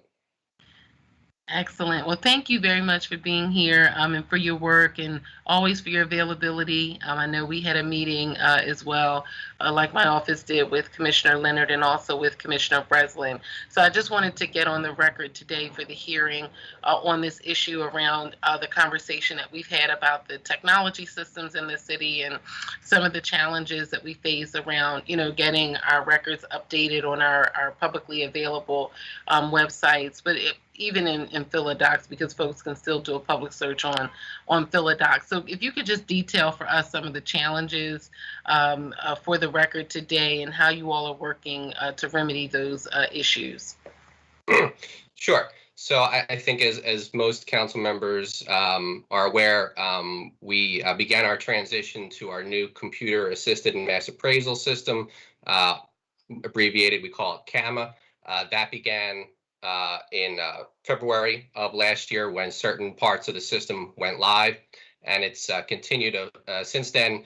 Currently, OPA, all previous functionality and job roles that the OPA did prior to CAMA are fully functional in the CAMA system. The CAMA system is our system of record, and for the website in particular, that means that the values that are on the website, the property.phil.gov, and the excuse me, let me back up. So the market values that are seen there, the assessment breakouts, and the ownership are being pulled from the CAMA system, as that is the system of record. So as we began that integration, we had a transition from some of the legacy systems that Commissioner Leonard spoke about. So in phases, we moved into taking the records from the CAMA system and uploading them to the public website. So ownership was not the first piece of information that began updating on the site. The first piece was the market values that began in February. And but for several months now, the ownership has been getting pulled from the CAMA system, so that feeds directly to the property website. And so throughout that process, we worked with, in conjunction with OIT and records, to make sure that we were able to pull in the deed changes and work out any bugs or glitches with some of the transitions. So we feel like those have pretty much been ironed out. So if I don't have the exact date of the last pull that we got from revenue, but it is fairly close to the date that you mentioned, as far as where records has proofed information from. And as they proof records going forward and upload them and that information into Philodocs, we'll be receiving regular feeds from them that will automatically update ownership in the OPA records, which will then feed the ownership that is displayed on the public property website. I thank you for that work. And the reason why I was asking, and I'm actually going on to the site now, does your department information with this new CAMA system talk to either Atlas or the new Eclipse system in any way? Because I know if you do an L&I property history lookup, that typically some of that information that's like on Philodocs will show up under the property history under L&I's publicly available search feature as well. So which computer systems does your department speak with relative to other city departments? Sure. So our system speaks to, I believe, all of the departments you mentioned. So we can make an update, and that goes to, and I'm not the technical expert, but I'll do my best for the moment. So the city's AIS system, I believe it's called, which feeds different departments. I would not speak for every department as to where any ownership official record that they may display or see, if that's always pulled from the OPA. But once it's updated in our system, it does push out to that citywide system, and it's available on the city's data bridge for departments that are looking to pull that information from the OPA's records. Got it. Okay, I just wanted to get clarity there because I was looking at some of these sites yesterday. Okay, thank you very, very much. Thank you. Thank you, Councilmember. So if there are no more questions from members of the committee for this panel, Ms. Alford, can you please call the next panel to testify? Rita Hawk, Kelly Gasly, Gabrielle Morrison, Michael Froelick, Joanne Wardell, Dana Goldberg, and Heather Hewlett. I'm Rita Hawk, Executive Director of Philadelphia VIP. Thank you, Madam Chair and council members, for inviting us to share our roles in the bigger picture of Tangled Title legal work here today. More importantly, in addition to my Executive Director role, I do want to say that I'm formerly a case manager who helped many Tangled Title clients navigate their legal issues at VIP. So VIP is a 40-year-old nonprofit founded by the Philadelphia Bar Association, and we have a very unique mission: recruiting and training private lawyers who volunteer to represent our clients for free. We do this in collaboration with direct legal aid like Community Legal Services and Philadelphia Legal Assistance to kind of bridge that gap in availability of civil legal services. So in pursuing this mission, and thanks to its unique model of leveraging the capacity of the private bar, VIP also connects the well-resourced law firm and corporate communities with the low-income people who make up over half of Philadelphia's population. Since 2003, with critical support from Dhcd, then OHCD, VIP has actually partnered with private attorneys to work on untangling titles on behalf of over 3,000 low-income Philadelphians at risk of losing their homes. We're so grateful to Dhcd for its longstanding commitment to addressing this issue, and we're really excited to see the city building out its pool of resources for addressing tangled titles. So 18 years ago, I dug out some old city council testimony from 2003 just to check. These resources helped just a handful of Philadelphians. But by 2021, thanks to this commitment, we've been helping hundreds every year. And I'm confident that we will collectively expand our reach to thousands in years to come and cement ourselves as a national leader on Tangled Titles. I'm glad Madam Register actually briefly touched on this being a Philadelphia issue, and it is certainly true that Philadelphia raised the concept of the Tangled Title and has identified this large a volume. But Councilmember Jones, to your point, and as Commissioner Leonard briefly demonstrated, I believe Philadelphia is not unique in having this issue, and nor should we be ashamed of this problem. We should be proud that we have researched it, we've acknowledged it, and we are invested in resolving it. Over the past couple of years, cities like Houston, Waco, Texas, and Pittsburgh have reached out to VIP and its peer organizations to learn how Philadelphia is addressing this issue, and we're thrilled that they can learn from our experiences to launch their programs more efficiently. A perfect example of the learning we can share includes a shout out to the Department of Revenue, because we've told these other community leaders that our programs would not be possible without the extensive collaboration that goes into creating amazing resources like OOPA. I will pause there. I will stop there and let you all ask me questions if you want to about these other communities across the country. But what I'm here to talk about today, as others will discuss in more detail, there is no typical Tangled Title case.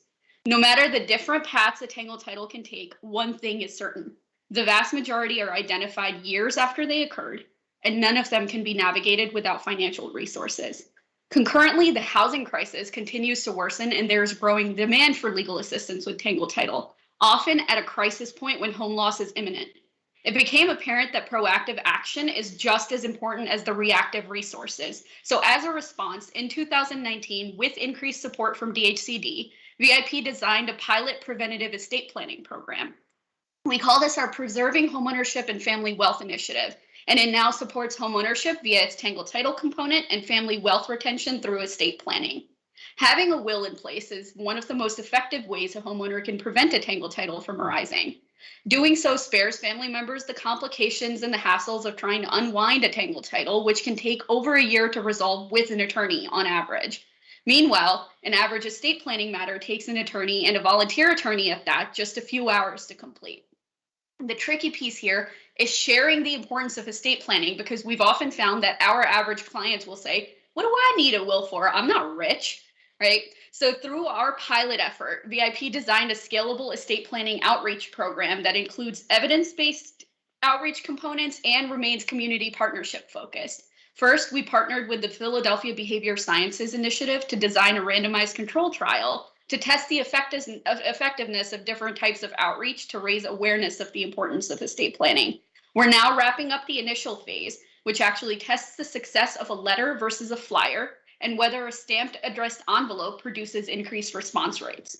Second, we know from VIP small business outreach that client engagement is most effective when performed in collaboration with groups that have already earned community trust. For this reason, we have deliberately partnered with specific community organizations like CDCs, NACs, religious institutions, and a city council office.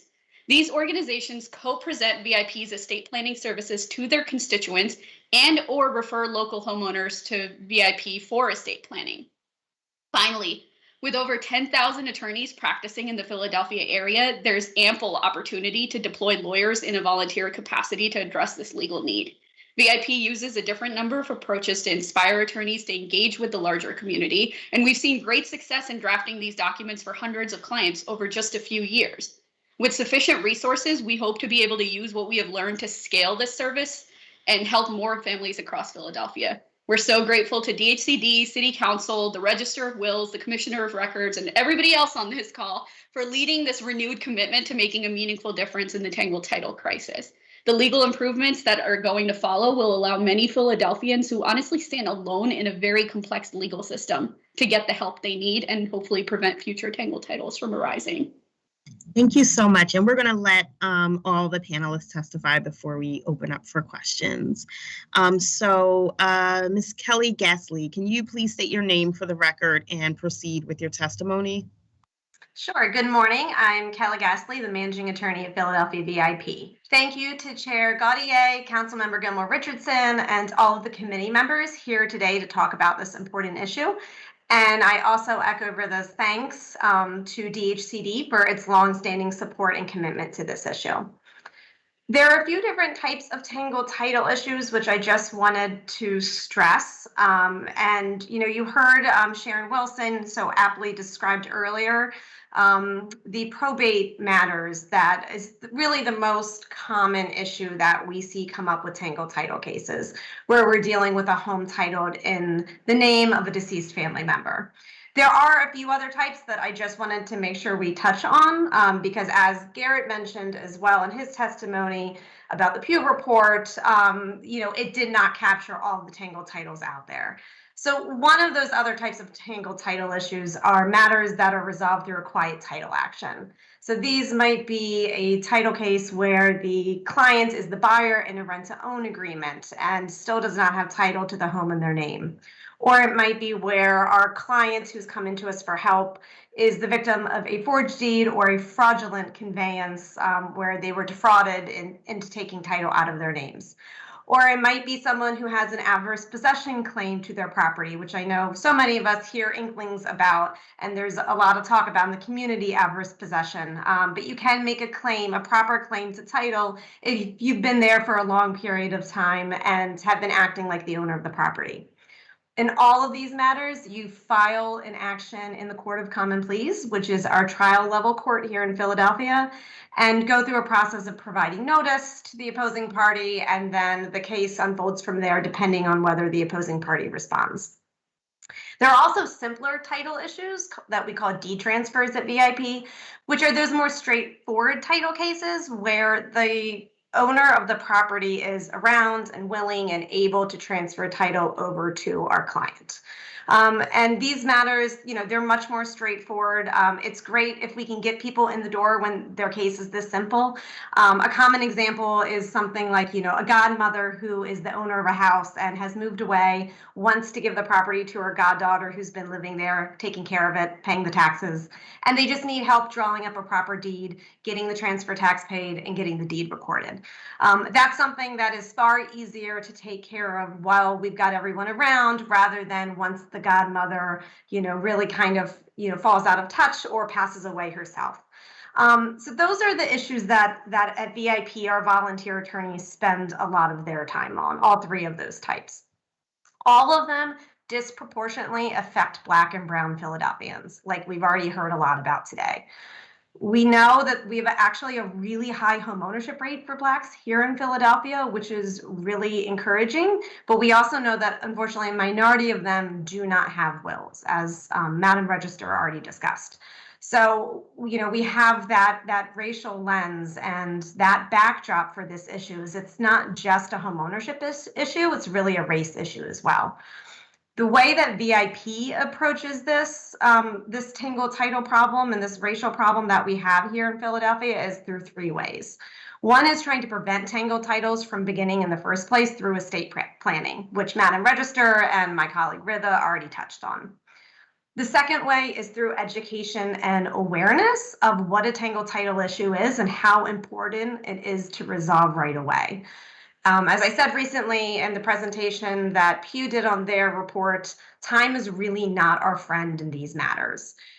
We need to really get folks to come into us early, as soon as their family member who owned the home has passed away, as soon as they've entered, maybe before they've entered into that rent-to-own agreement, whatever the case may be, getting into us and just saying, hey, this is the situation I'm in. What can I do now to make sure it doesn't become a problem? And getting legal counsel right away means that we can turn what could have been a complicated tangled title problem, if it wasn't addressed for years, into something much simpler that we can address now. The third way that we have to solve our tangled title problem here in the city is just making sure we're resolving the tangled title issues that already exist. It requires consistent, persistent, and thorough legal work by legal professionals. At VIP, we match over 100 new tangled title clients with volunteers every year. Before we send a client out to a volunteer, we work with that client to figure out who's in their family tree, who has a legal interest in the home, to reach out to those family members, and to really get the case started and make sure that we have a path to getting the client title. And then once we match a client with a volunteer attorney, we stay involved with the case. We provide our volunteers with support. We build up substantial training materials and templates for our volunteers over the years because we don't want them reinventing the wheel. We want them focusing on helping their client because, as Ritha said, no Tangled Title case is the same as the one that came before it. So we want our volunteer attorneys spending time and working through their unique client's Tangled Title situation and, leaning on us as they need to help that client get title. All of this work really relies on money as well, which we've talked a lot about today. There are costs involved with resolving these title issues. So we're really grateful that we've had the Tangled Title Fund in existence for over 20 years now, actually, which pays for administrative costs associated with clearing title to homes. So things like the transfer taxes that were discussed earlier. So, this is really how VIP has approached resolving Tangled Title issues over the years. And I'm really grateful to have one of our volunteers, Gabby Morrison, who is here today to talk more about what it's like to be a volunteer attorney working on one of these matters.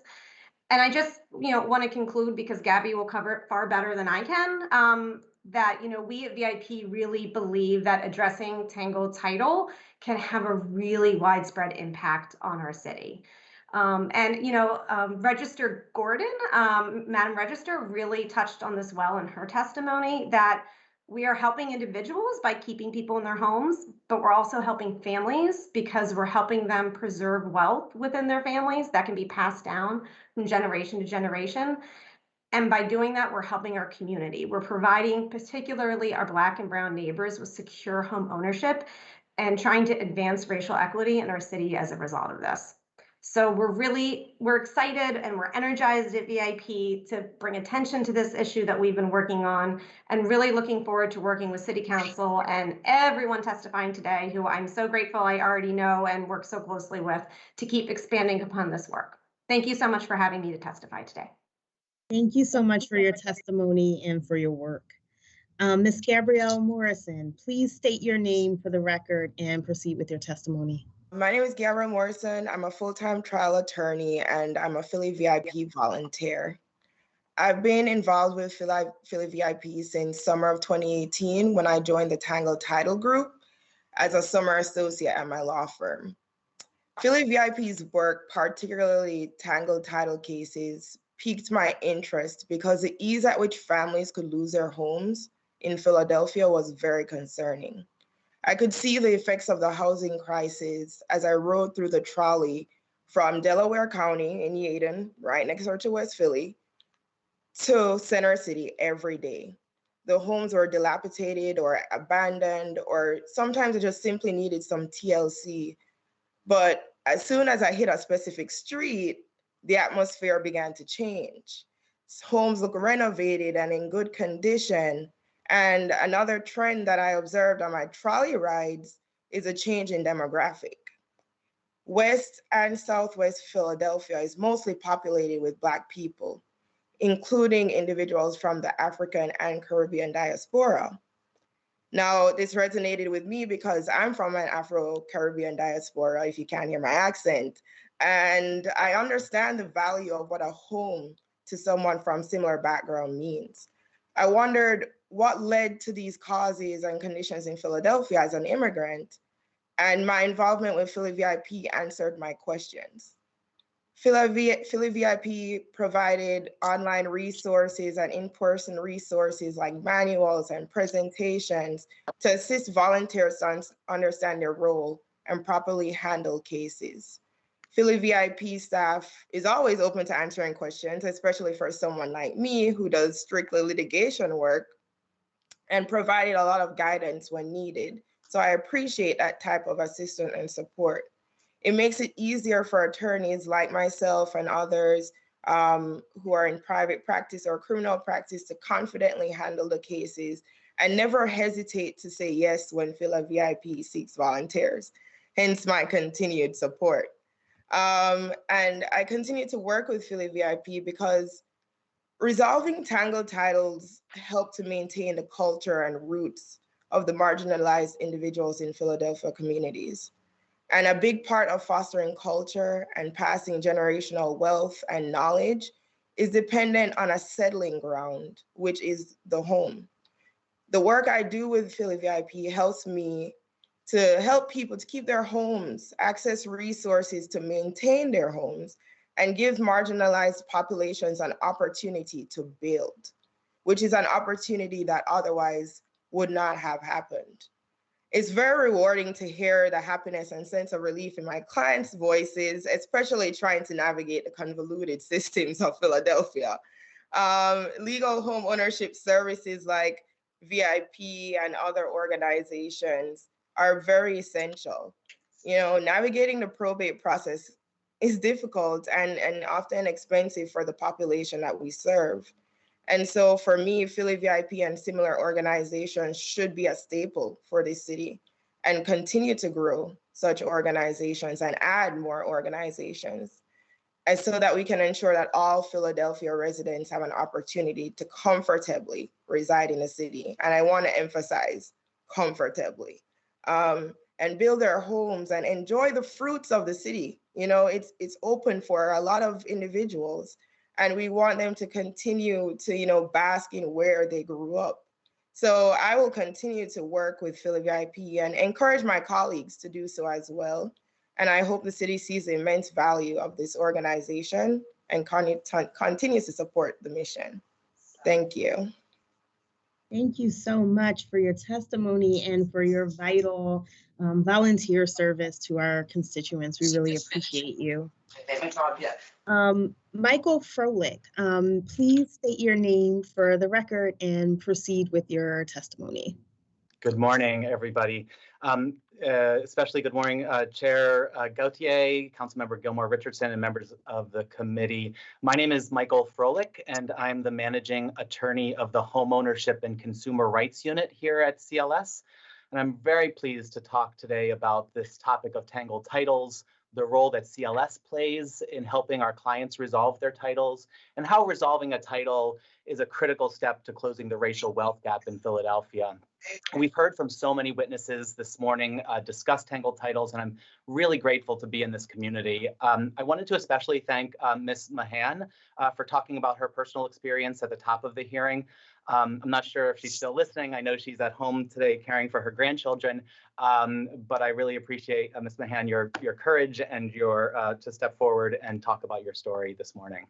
I had prepared remarks for this morning, but so much of what I had prepared is you've already heard from other witnesses and mostly better presented and more succinctly presented than me. So I've gone through and sort of deleted large paragraphs, but I have submitted written testimony as well. CLS is really, really proud to partner with Dhcd and other city partners to represent clients resolve their tangled titles. In the last 2 years that we have received dedicated funding from Dhcd, we've represented over 200 homeowners with tangled titles and other homeownership issues. We've represented over 200 clients with tangled titles issues, and we have presented at 95 community trainings and outreach programs on tangled titles and other homeownership issues.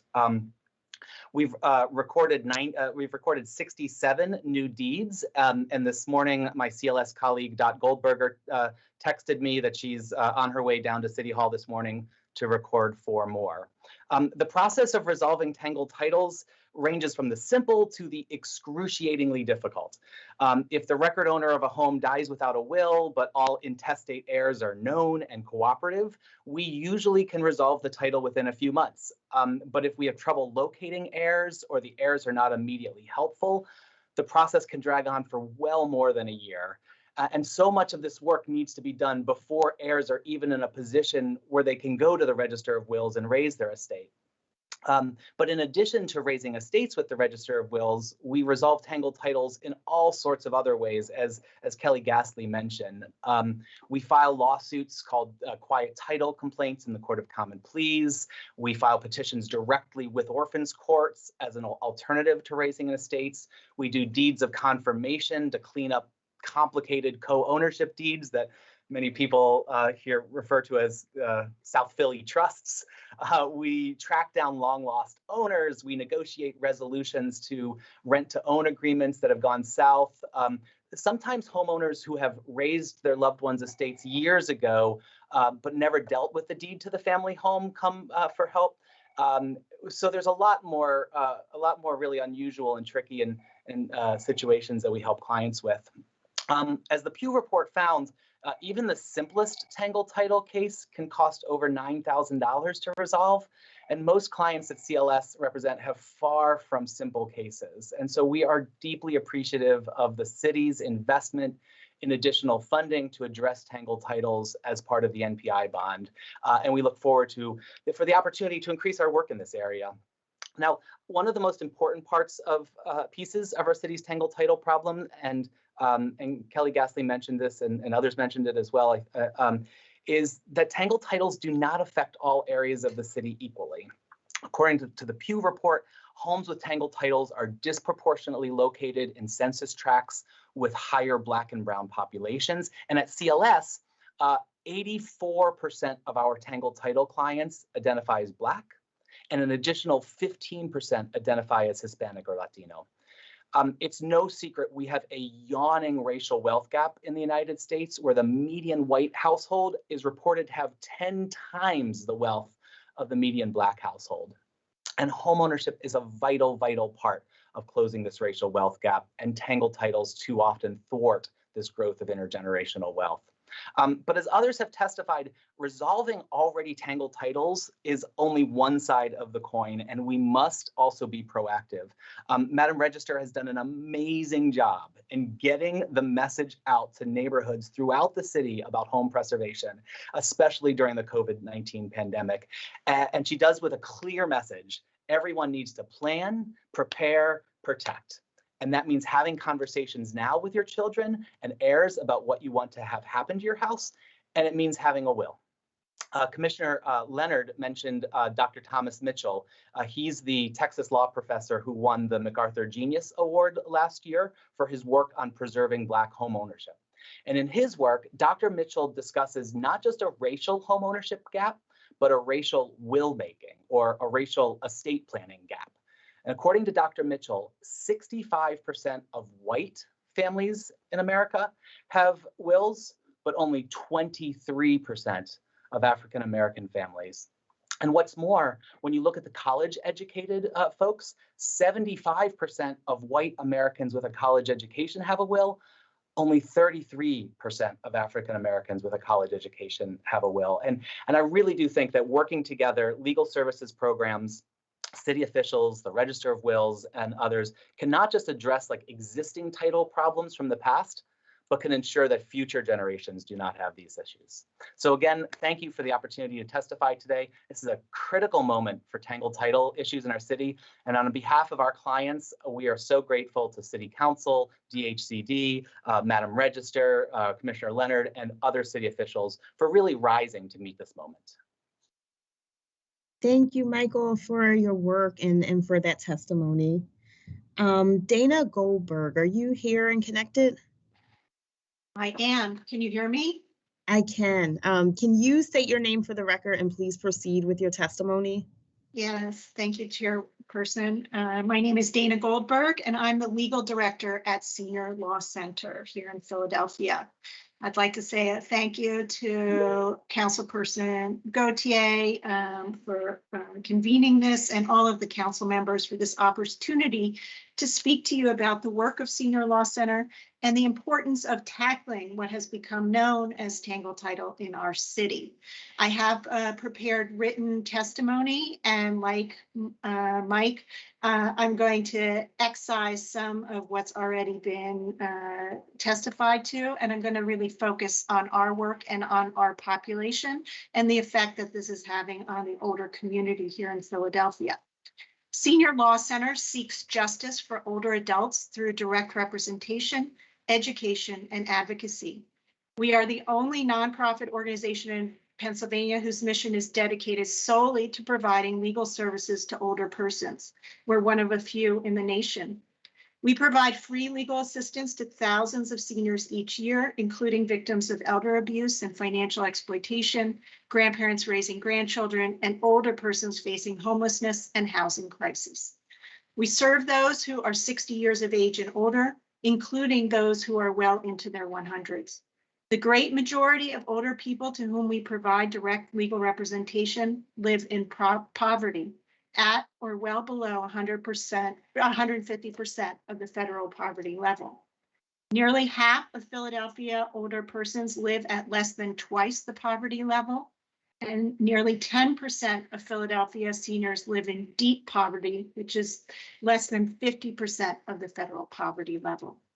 Those we serve face not only the challenges of poverty, but also those of aging, which are distinct to each individual, but may include isolation, dependence on others for care, mobility and health challenges, cognitive decline, transportation, depression, and access to services. Housing is perhaps the most critical legal issue facing older people today in light of its enormous impact on every other aspect of life, health, safety, and security. Safe, habitable housing is a basic human right and a racial justice issue. The disparities in homelessness and foreclosure of Black, Indigenous, people of color communities are historic and persistent today. Without a safe, habitable home, there is no ability to age in place, access home and community-based health and support services, avoid institutionalization, and remain in the community near relatives, known neighbors, resources, and comfort. Philadelphia is often referred to as the city of neighborhoods. We pride ourselves on the distinct character of each neighborhood. Philadelphians in particular love those sections of their city where they were born, raised, and in many instances continue to live. The impact of redlining and racial prejudice, however, has left particular neighborhoods vulnerable. Because the individual's home is the setting in which home-based long-term care services are delivered, characteristics of the setting may affect how or what care is provided, or even whether it is feasible to provide care at all. In its 2018 Housing for Equity report, the city of Philadelphia reported over 88% of city homes were built prior to 1980. These aging properties must be repaired and maintained in order to keep our seniors and other residents housed.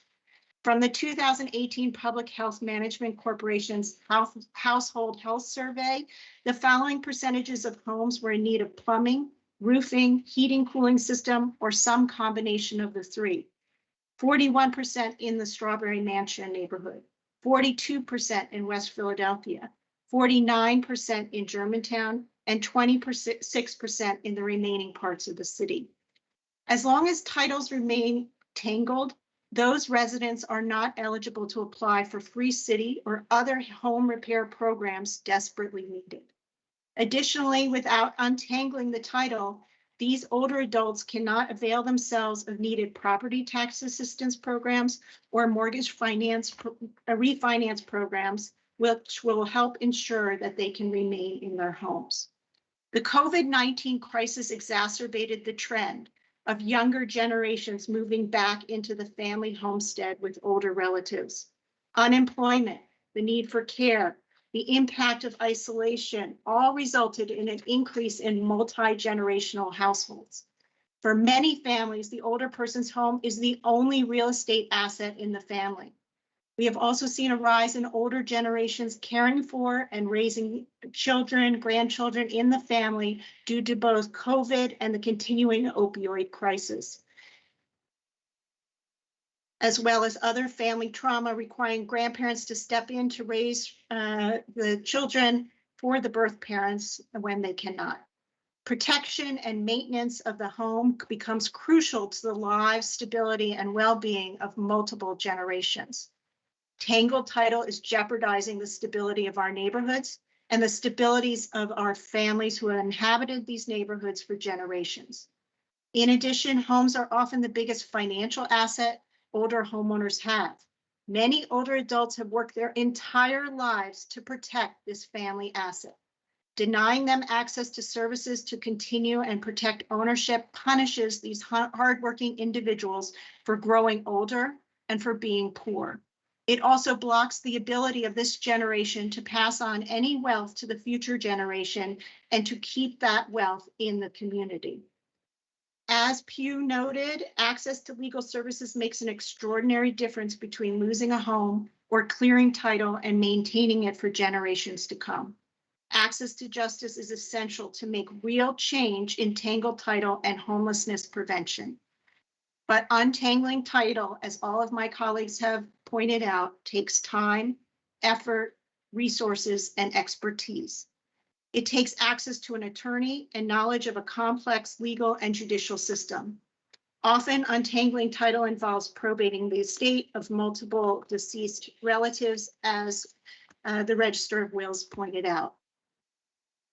Older people who attempt probate on their own often do not have access to filing fee waivers and financial assistance made available by various city offices and organizations. And we're very appreciative of the Register of Wills and the changes that have been made, and we encourage those programs or the expansion of those programs.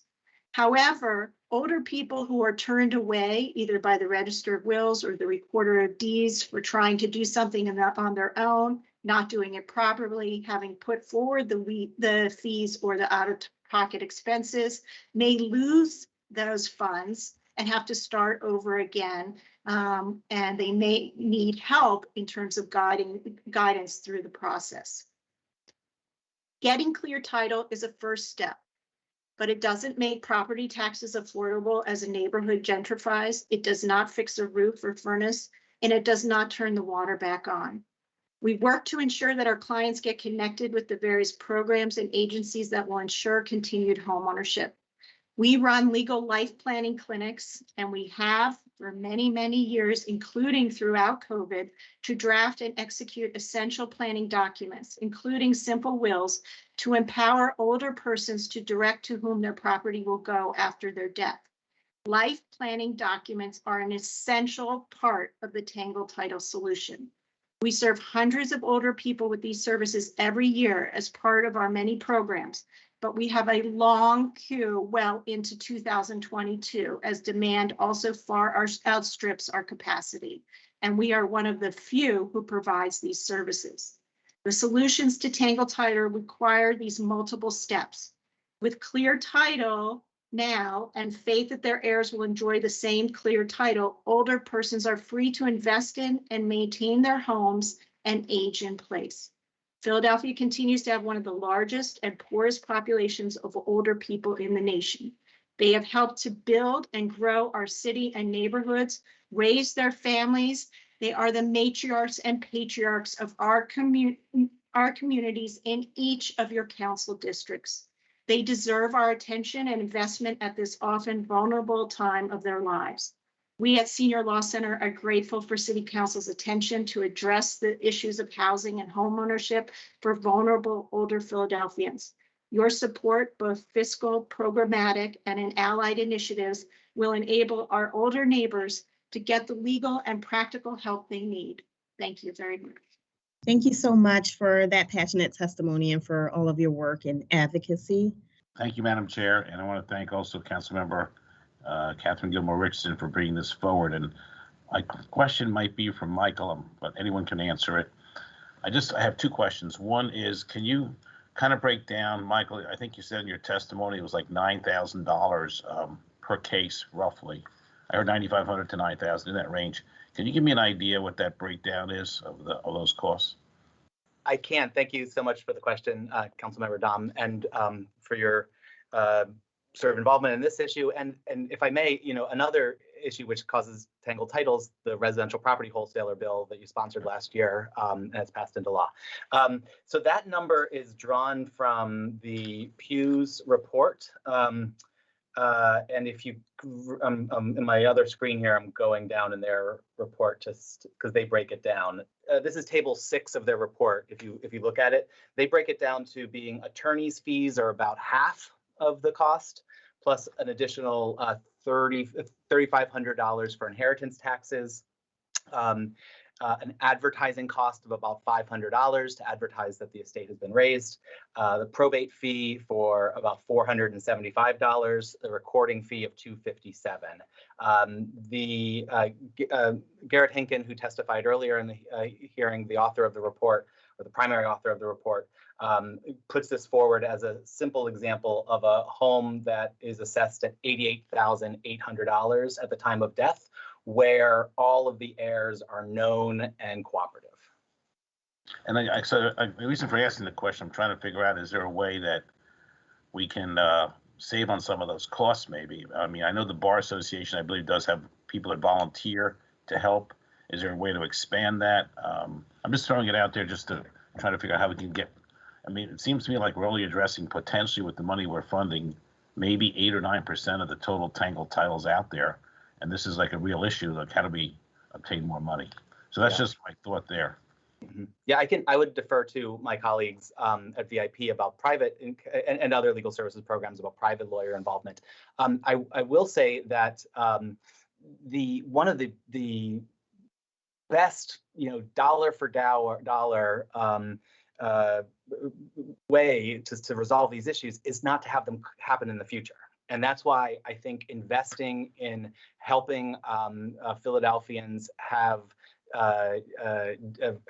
wills now and doing estate planning now, it makes things so much easier down the road. I know that Councilmember Gilmore Richardson has a bill pending that would work with funeral homes to get the word out about potential wills. I think that's a great step forward. But really, so much of the cost in unraveling a title is, sort of investigative work and trying to track down where these heirs are and working with them and counseling them and talking. It's not uncommon to come across Tangled titles where there are individuals that own 1/12 of the property. And how do you, what do you say to somebody to say, you own sort of 1/12 of your great aunt's property? Really, it's only worth like $800 or $1,800 or something. And to try to work out sort of negotiation with a family member in order to sign a deed to part with that amount or another legal document to part with that amount, since it's really not worth it. And yeah, that's some of the issues that we come across. My thought is that if we have, let's just say, the top 20, 25 law firms in the city, and over the last 2 years, I'm not going to speak for them, but what I can see in the papers, it seems like law firms have done pretty well during this time period. And I think there's a lot of lawyers in the city who would love to help, and I think there are already many that are helping, but maybe we need to go to those top 25 law firms and say, hey, we need 5, 10, 15, 20 volunteers from each firm. And I think lawyers would feel really good about helping and doing this for free. I'm just putting it out there as an idea. Second comment I wanted to make, and I'm not sure if it could work or not, but I don't know if everyone's aware that we have about $1 billion of federal money that we're has to be from the feds. It should go to child tax credit and EITC. So while I'm listening to this testimonies, I'm saying to myself, how do we connect the dots here? How do we make sure that anyone who has a Tangled title, like goes to a Campaign for Working Families United Way or BDT, and they figure out, wait a second, I can get $6,000 from an EITC, I can get $5,000 for child, whatever the numbers are, and I can use that to untangle this title. Is there connectivity on every one of the people that have Tangled titles? Because I got to think that, I know they can't get issues with the Revenue Department because of the title, but they can get that money because it has nothing to do with real estate. And then they could free up their property and get all the other benefits. Right, and I think this is an initiative that we at CLS really hope to be able to do seriously with the NPI bond. Historically, we haven't been able to prioritize wills because everybody we see is in crisis, and somebody's coming and they're losing their home at sheriff's sale, and then somebody else is coming who wants a will. And so we have, sort of by necessity of limited resources, addressed the person who's about to lose their home. With the NPI bond and the additional city investment, we hope to be able to take a breath and say, look, 24% of CLS clients own their own home, and 47%, almost half of our clients age 60 and over, own their own home. What if, just looking at CLS alone, what if before we left our clients, we helped them with an SSI issue, a food stamp issue, an employment issue, whatever type of issue, before we let them leave, we said, look, we got to do a will together. And that is just sort of like a low-hanging fruit, really. And then if that model works, we can expand on to, the city's 24 housing counseling agencies that do such great work, and on to Benefits Data Trust and with other trusted community partners to offer this as an opportunity. No, and I applaud CLS and all the others that you guys are doing great work. But I guess my question is, if I had a Tangled title and I called you, Michael, and you said, hey, Alan, it costs $9,000 to do this, and I don't have the money, but if you said to me, go call BDT or Campaign for Working Families, and maybe you could fill out some of those forms and get the money. Oh, I'm just trying to get that connectivity going so that we can get that federal money, $1 billion, okay? 75,000 families qualify for this, almost 300,000 residents of our city. That's federal money that's free. We can use that money to like untangle these titles in some cases, because I gotta think there's a lot of connectivity here. And then they can apply to the city for some of these other programs. I think it should be an automatic. Anyone who goes for a title, a Tangled title, should be connected to one of these sources for these other funds of federal money. Yeah, so councilperson, so I can speak from Senior Law Center where we're working with the partners in terms of, we're always evaluating those families who are eligible not only for the new EITC money, but for any programs that are out there. We're not just working with the Tangled Title Fund, but we're looking at all the other resources that are available. We're doing a benefits checkup for our older people to see where can we take out money from the rest of the budget, get them resources for that then can go into the housing. So I believe that all of our partners are working on that now. I would stress with Mike the fact that the prevention part, and I know Registered Warden is right there with us, that is so important in terms of writing the wills. It also has to come on the back end of untangling the title. And we work with all of the large law firms. They're at our clinics, we're in their sites, we were pre-COVID. But what I can tell you is administering these programs within our agencies does take time and it takes funds. And our population is at a critical point right now. If we don't get this population right now and get those wills written, you're going to have yet another generation of Tangled title.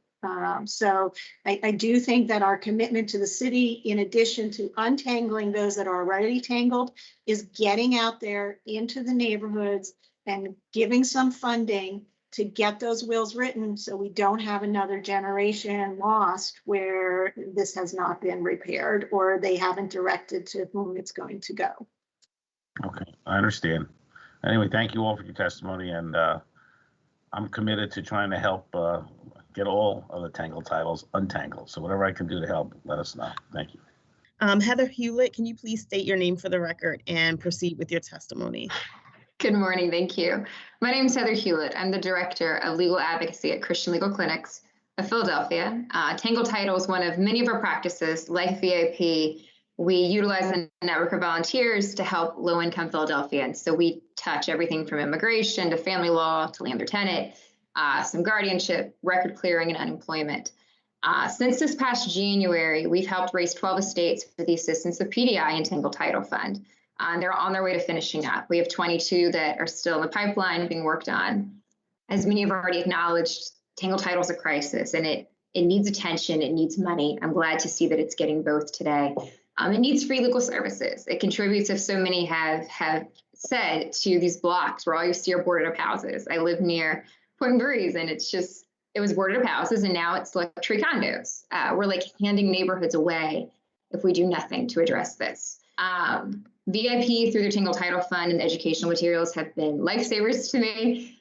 You guys are so helpful with my practice, and the materials have actually helped so many of our clients directly take a lot of these steps. So I think the educational materials and just the information you can find through them are wonderful. The fund has been wonderful.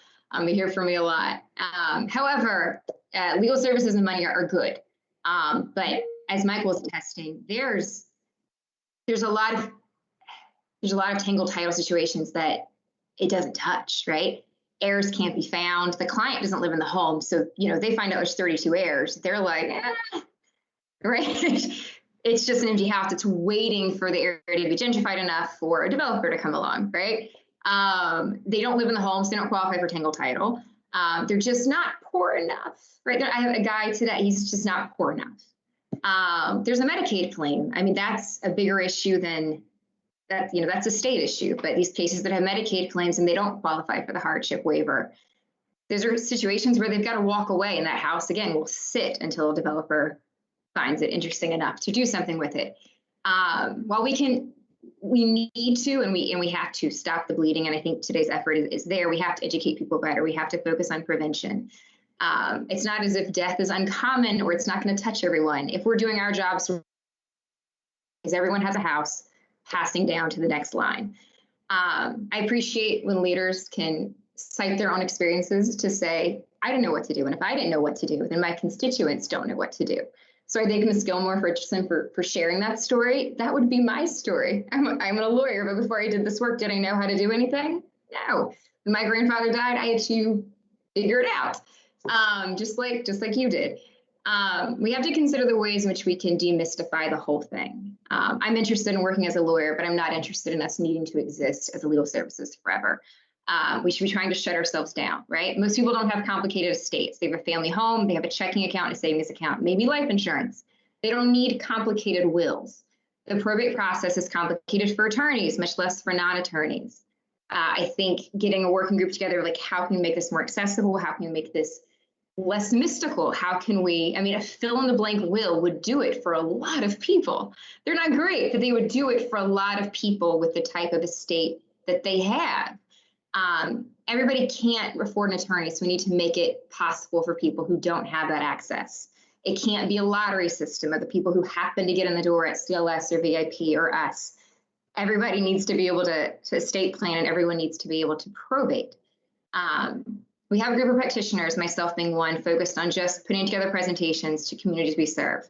We are, our whole model is being set up in communities. And I think who was saying this earlier, I believe from VIP, that finding those trusted entities within communities and connecting there, right? They don't know me, but they know Canaan Baptist. They don't know me, but they know Philadelphia Access Center, right? And they trust that place and the people there, and they know those people. So if we can connect with those folks who are already leaders, and get information to the communities they serve, that they exist in. Funeral directors, right? They interact with our clients, getting information to them on why estate planning is important, and just the basic roadmap of probating, what to do, the steps to take when somebody dies, right? People don't know this, even just a myth busting, right? Here are all the things that, did you know your stepchildren will get nothing unless you make a will? There's huge barriers with people wanting to talk about death. It's not something people like to do. So even just making that normal, everybody's going to die, right? Normalizing that we need to do estate planning. Everybody we do probate for comes back and does a will with us. We bother them to death until they do it, because they know what it is to deal with a tangled title. Hey, now you own a house. Take care of your business so that you're not putting this on the next generation. So I'd like to see us really focus on prevention and how we can demystify the whole thing. We could do that with a lot of legal areas, but this is one where we're seeing the result, we're seeing the crisis. So I'd love to be part of that. And I really thank you guys for letting us be part of the discussion here today. We appreciate it. Thank you very much for your testimony and for your service. And Joanne Wardell, can you please state your name for the record and proceed with your testimony? Thank you so much, Councilperson Gauthier, and thank you, Councilperson Gilmore Richardson, for the invitation to testify here today. My name is Joanne Wardell, and I am the co-supervising attorney of the Consumer Housing Unit at Philadelphia Legal Assistance. PLA provides free legal assistance to thousands of low-income Philadelphians every year. And within PLA, the Consumer Housing Unit assists homeowners who are facing the loss of their homes due to mortgage foreclosure, tax foreclosure, tangled title issues, and predatory lending or deed theft scams. PLA also operates the Save Your Home Philly hotline in partnership with the City of Philadelphia and the Philadelphia court system. And the hotline serves as the central point of contact for homeowners in Philadelphia who are facing mortgage foreclosure, tax foreclosure, and tangled title issues. The hotline assists thousands of homeowners every year. And in fact, much of PLA's current work on tangled title issues really evolved out of our work operating the hotline and working in close partnership with the Mortgage Foreclosure Diversion Program. Within the diversion program, PLA is the primary point of contact for those cases that have come to be known sort of colloquially as the block cases, those foreclosure cases in which some title issue is effectively blocking resolution of the foreclosure case and has to be resolved in order for the parties to move forward with a loan modification or other workout. And as our work in this area has expanded, we have prioritized those cases where the Tangled title presents some urgent risk to the home, right? So like Mike was saying, also CLS, we are focused on folks who are about to lose their home, pending foreclosure, mortgage foreclosure, tax foreclosure. And we've also started prioritizing those cases where a homeowner needs title in order to access financial assistance for repairs or other city services. And finally, for the next 2 years, we will also be hosting an Independence Fellow who will focus on representing homeowners in the Norris Square neighborhood who have a claim via adverse possession to side lots that they have cared for as gardens or yards for decades and which are now facing intense gentrification pressure. So as Mike said, and as others have said, Tangled title cases, they range from fairly straightforward to just incredibly complex. A recent case on the sort of extreme end, a recent case that we litigated successfully at trial earlier this spring required over 250 hours of attorney time over 2 years. And that's on the very extreme end. When heirs are available and can be found and are cooperative, cases can be resolved usually fairly simply within a few months. Since 2019, PLA has assisted over 400 low-income homeowners with Tangled title issues, providing legal advice, referrals, brief service, and in some cases, full representation by an attorney. Since 2019, we've helped at least 79 Philadelphians obtain clear title to their home, and we've provided legal advice on how to probate an estate or other brief service to more than 300 others. Obviously, that's a drop in the bucket against a backdrop of more than 10,000 Tangled titles in the city of Philadelphia. And so we are so grateful for the city's and for council's commitment and investment in additional funding to address these Tangled titles, and we look forward to expanding our work on behalf of low-income homeowners in Philadelphia. So if others have said a Tangled title does more than just tie up equity and wealth. Tangled titles are an affordable housing issue. It can make it impossible to access critical services such as the city's basic systems repair program. I can't tell you how many clients I've talked to where there's a hole in their roof, right? Or there's just urgent repairs that they need and they can't get those repairs because we can't untangle the title quickly enough. A Tangled title can even cause a home to be lost entirely. When a homeowner dies and if there's a mortgage on the home, the mortgage company may be perfectly happy to accept money as long as the account is current. But if someone falls behind, if the heirs fall behind, or if something else goes wrong, the title issues typically need to be resolved and resolved quickly in order to save the home from foreclosure. We frequently talk to folks who are so frustrated because the mortgage company won't speak to them because they're not the account holder, right? They're not the person who took out the mortgage. And as the Pew report makes clear, Tangled titles in Philadelphia, they're not affecting everyone equally. The vast majority are concentrated in census tracts where the majority of residents are Black or Brown, and that data is consistent with the cases we see at PLA. Approximately 80% of PLA's clients with Tangled titles identify as Black, another 12% as white, and 5% as Hispanic or Latinx. In addition, approximately half of our clients with Tangled titles there are also children in the home.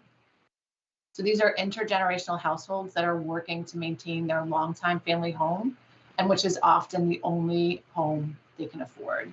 So as others have already testified so powerfully, the challenge is obviously huge, right, with 10,000 Tangled titles, but we look forward, we're so grateful to be working with our partners already. And we're grateful for everyone's commitment to this work. So as others have said, there are a couple issues, right? You have to address both preventing more Tangled titles from happening in the future while also dealing with the 10,000 and plus Tangled titles that we already have.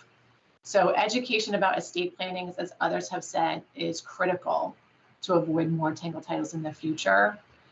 In my personal experience, there's a couple of sort of key I would call them misconceptions that are fairly widespread in the city about inheritance and estates that contribute to the scale of the problem in Philadelphia.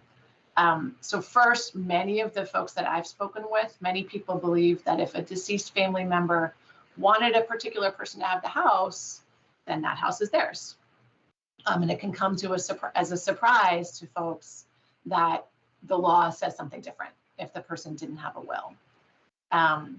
Second, many people believe or assume that if they are the ones who lived in a family home and took care of it for years after their family member died, that it belongs to them. And that I absolutely understand why people may think that, and it seems fair, right, if you're the one who's been taking care of the home. But we frequently talk to folks who are frustrated and can't understand why they need to jump through so many hoops, getting death certificates, finding lost heirs, filing petitions with the Register of Wills or Orphans Court, when they've been the one, they've been living in the house, they've been paying the taxes, they've been paying for the upkeep. So I think education about estate planning and the importance of having a will is really critical. Second, right, with over 10,000 existing Tangled titles in the city of Philadelphia, it will take a dedicated, concerted effort by all of the legal services providers in Philadelphia, along with our pro bono partners in the city, to help homeowners obtain clear title to their house.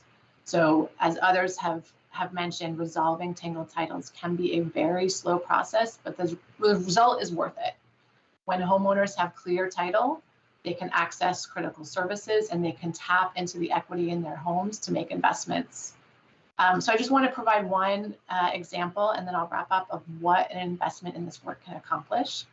I recently represented a young man who was referred to us by the Community Asthma Prevention Program at the Children's Hospital of Philadelphia. So Mr. Sharp, my client, who was kind enough to allow me to share his story with you today, has a young child with asthma. He and his family live in West Philadelphia in a home that had been owned by his mother, who passed away several years ago. So this home urgently needed repairs to address environmental triggers that were exacerbating his son's asthma. And CAP it's an amazing program. They were prepared to do the work, to do the repairs, but he had to have title in his name before they could do the repair work. There's also an outstanding mortgage on the property, which had become delinquent after his mother passed away, and which couldn't be resolved until he had obtained clear title. And complicating matters a little bit, which goes to the issue of estate education about estate planning. His mother had left a will and directed that the home be left to her son, but because it hadn't been completed correctly, it was deemed invalid and couldn't be probated. So my client had to negotiate with his sibling who did not live in the home, and you can understand why he might have been hesitant to essentially give away what he thought was his inheritance. But because the mortgage on the property consumed pretty much all of the equity, we were able to explain to his brother that, look, if you force a sale of this house, no one's getting anything, right?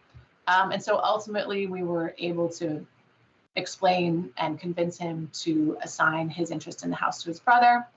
And the Tangled Title Fund, which is also, we rely on all the time and is such a wonderful resource, covered the cost of probating the estate, as well as the inheritance taxes. And now my client is the sole owner of his home, and he's moving forward with getting those repairs that he needs to address his son's asthma. So as Tangled title cases go, this is a pretty simple one, but it still needed an attorney to kind of get it over the hump, right? And this is just one family, but there are thousands of others like them in Philadelphia. So again, I thank you for the invitation to testify today, and just want to express again how grateful we are for the city council's commitment, for the city's commitment to the issue of affordable housing, for the Register of Wills and our partners and the Recorder of Deeds. And we look forward to working together with everyone to address this critical issue. Thank you so much for your testimony and your very important work. And I see that there are questions for the panel from Councilmember Gilmore Richardson. Thank you so much, Madam Chair. I want to thank all of you so much for your work and for all you do to work with our constituents across the city.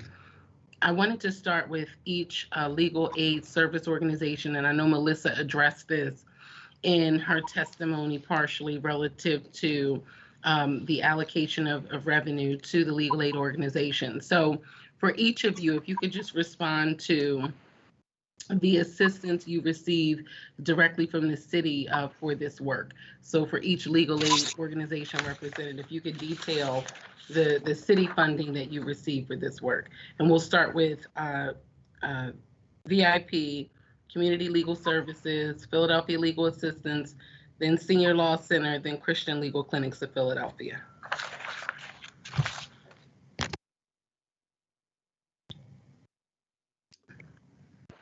Thank you. Kelly, you can go ahead. Oh, got it. Perfect. Thank you for bearing with us as we coordinate. So Philadelphia VIP gets by far the largest city contract regarding Tangled Titles. And we are, by the way, so excited because Councilmember Dom kind of touched on this, but we're so excited for all of legal services to get in the game and start getting more funding to do this directly. But we get about a 560, sorry, I'm just pulling it up right now. So we get CDBG funding in the amount of $100,000. We get, and that goes directly to program services, so it supports staffing and volunteer costs. And $75,000 in city general funding, which goes directly to the Tangled Title Fund, and $290,000 for in HTF new funding, which goes toward it goes toward staffing costs, overhead, etc. And then another $100,000 in HTF monies that all goes toward the Tangled Title Fund. So it's altogether, we have about 200-ish thousand, sorry, I'm really bad at mental math, dedicated to the Tangled Title Fund. So when you see the entirety of our city contract, that is comprised of both staffing costs and also of Tangled Title Fund costs. Okay. Okay, thank you very, very much. CLS, and then quickly we'll go to PLA and the Senior Law Center and Christian Legal. Yep, very quickly, since July 1st, 2019, CLS has received $125,000 per year in Housing Trust Fund money for Tangled Title. In addition, CLS has a long-standing contract with DHCD for $440,000 to do mortgage and tax foreclosure work or represent clients with mortgage and tax foreclosure work. So if as part of the representation in the mortgage or tax foreclosure work, there happens to be a Tangled Title, that work will also be funded under the $440,000. I would estimate maybe, 10% of those clients represented under that general mortgage and tax foreclosure contract also have Tangled Titles. Okay, thank you. Thank you very much. PLA? PLA gets, again, since July of 2019, has received, I believe, $85,000 a year for Tangled Title. And we also have a separate contract with the city to run the hotline, and the hotline paralegals on that who are working under that contract obviously are flagging those cases for us. And I believe the hotline contract might, I'd have to get back to you on that. It may be about 500. I'm not sure, but the Tangled Title work explicitly is $85,000 a year. Okay, thank you. Thank you very much. Senior Law Center? Yeah, so although we receive money from DHCD, that's strictly for the mortgage foreclosure diversion program, and we're doing triage work, and we work in conjunction with the housing counselors. So our Tangled Title work that we're doing, and we've had over 670 calls in the last 5 years, is not funded by any city money at all. Okay, but you do oversee mortgage foreclosure prevention work for the city. Okay, yes, and how much is that? If it's okay with you, Councilwoman, I can get that to you off the record. I just want to make sure that I give you the correct amount. Okay, great. All right, thank you. And then for Christian Legal Clinics? Yeah, we actually don't receive any government funding, federal, state, or local for this work. We just simply had clients come to clinics and this is what they needed. We get all of our funding from individual donors, churches, and family foundations right now. Okay. All right, thank you. Thank you very much. And thank you, Madam Chair. Marjorie Chan, Andrea Custis, and Queen Judith Robinson. Can you please state your name for the record and proceed with your testimony? Okay, my name is Marjorie Chance, and good morning, Chairwoman Gauthier, Vice Chair Jones, and members of the Committee on Housing, Neighborhood Development, and the Homeless. My name is Marge Chance, and I'm an AARP volunteer. I'm here to testify in support of Resolution 210695. Philadelphia has long recognized the importance of thriving as an age-friendly, livable city for all. As noted in AARP's 2020 Livable Communities Action Plan, Philadelphia, an age-friendly, livable city for all, the commitment to make their great city an even better place for nearly 280,000 residents who are over 60 years old. And with this number represents 19% of the total population and is both admirable and achievable. I sincerely thank the committee and its members in particular for the effort to continually work together with AARP to make Philadelphia a good place for growing up and growing older. I also thank the sponsor, Councilwoman Gilmore Richardson, for the introduction of Resolution 210695, as Philadelphia has long crippled with this issue of tangled titles for homes. According to an August 2021 Pew Charitable Trust study that examined tangled cities in Philadelphia, tangled titles can and usually have serious ramifications for residents and neighborhoods, sometimes causing people to lose their primary residence or unable to make significant repairs. As such, these titles issues deprive individuals and families of the benefits of owning a home. The title issues have also a negative impact on community stability.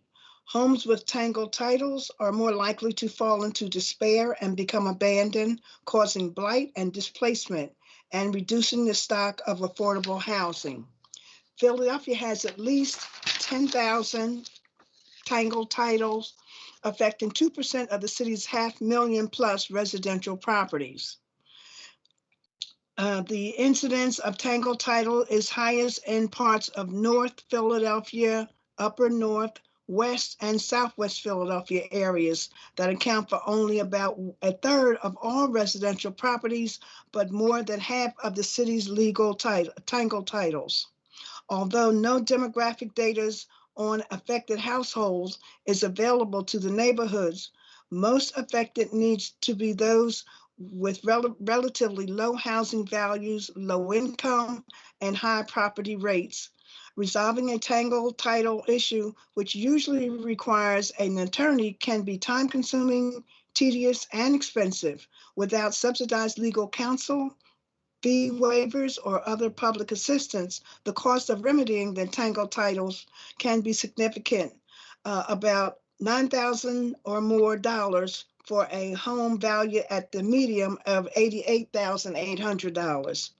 AARP's 2020 Livable Communities Action Plan further emphasizes the need to provide legal services to resolve tangled issues that threaten the ownership rights of individuals who inherit a property from a family member who left no will.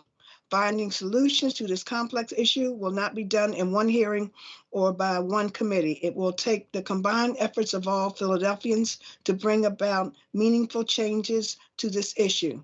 AARP is ready and willing to work with council and other stakeholders to resolve the detrimental effect of tangled titles and make sure that owners can exercise their property rights and not lose their generational equality acquired over time.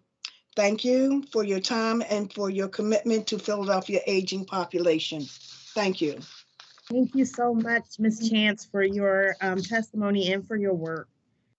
Is Andrea Custis there and connected? Good afternoon, Chairwoman Gauthier, Vice Chair Jones, and members of the Committee on Housing, Neighborhood Development, and Homeless. My name is Andrea Custis, and I am the President and CEO of the Urban League of Philadelphia, and I am testifying today pursuant to Resolution 210695 695, introduced by Councilmember Gilmore Richardson.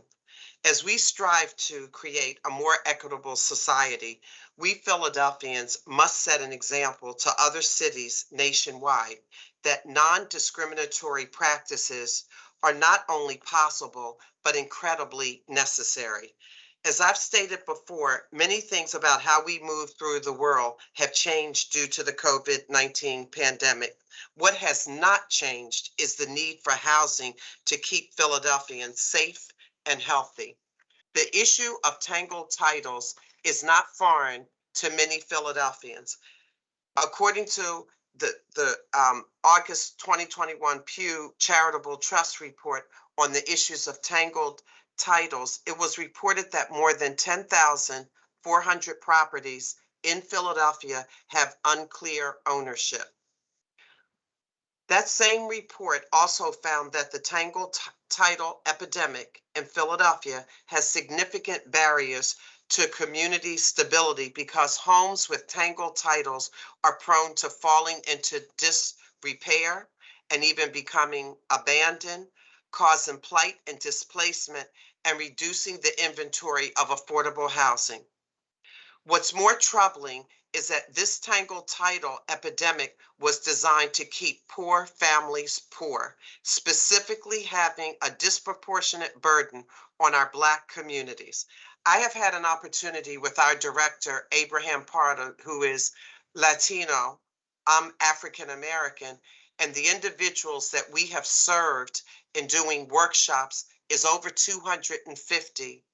About 85% look like me, and the other 15% look like my brown director. That has a disparate impact on people of color. An individual's home can be his or her most valuable asset. Many of us and our families begin to build wealth through home ownership. And real estate is one of the main vehicles for preserving intergenerational wealth. It is a fact that homes with title issues are at risk for mortgage disclosure, real estate tax delinquency, and property theft. This means that families are at risk of losing wealth they have built for generations. I've had an opportunity, I think the Register of the Will, Gordon just came back on. I've had an opportunity to have several meetings with her, with our folks, as well as doing these separate tangled title workshops. And they all have been extremely helpful. And I don't recall who it was that, I think it was Michael, who talked about preventive measures. And so last year we saw 2,750 people in our housing department. And I had committed to the registrar that we would absolutely pull the coattails, educate and coach future homeowners to have their life in order so that we can prevent this. And we absolutely have done that with the 2,750 people who attended. There is no one solution to the issue of tangled titles. However, implementing policies and programs that remove unnecessary barriers to housing is just one of many steps we must take to reverse the historical effects of institutional racism, empower the people of Philadelphia, and strengthen our city as a whole. When our people are empowered, our city is empowered. Government and other organizations must take steps and invest in programs to help low-income households prevent and resolve tangled titles. This includes, but is not limited to, greater investments in 1, educational programs that ensure homeowners know what a tangled title is, how probate works, and why a will is important. And we cover that, as I said, with all of our clients. 2, fee deferrals and waivers to make clearing a tangle less costly. It is costly, and we have to be able to take that cost away from our residents. 3, free legal assistance for those without the means to pay. The Urban League of Philadelphia is ready and willing to continue our work with council and with other stakeholders to resolve the detrimental effects of tangled titles. Thank you for your time and consideration. Thank you so much, Ms. Custis, for your testimony and for all of your great work. Thank you so much, Madam Chair. I just wanted to thank the last panel for their testimony, to AARP and to Andrea Custis at the Urban League of Philadelphia. And I wanted to ask Andrea specifically, and both of them, what more we could do from a city government perspective to better communicate and collaborate with their offices to ensure that we are doing all we can to inform our constituents about this tangled title and deed issue in the city. Katherine, that's a wonderful wonderful question. What I would like all of City Council to do is refer any of your constituents in your area to us. We will absolutely help them, assist them. We'll do one-on-one. We're also doing workshops, and I will tell you, we are not going to let anybody, someone else said that we're not going to turn away anybody and not let anybody not be helped. We've done that with renter eviction. The city has been so pleased that they gave us extra money to help those renters that need help. I think all of you know our work ethic. Abraham has worked with the register. We are doing everything we can.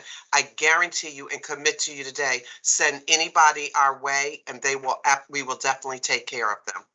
And then the other thing is that we really need to really do some more preventative measures and make sure that all housing counselors are going over this information so that we won't have this in the future, right? Better to educate up front than to wait until there is a problem.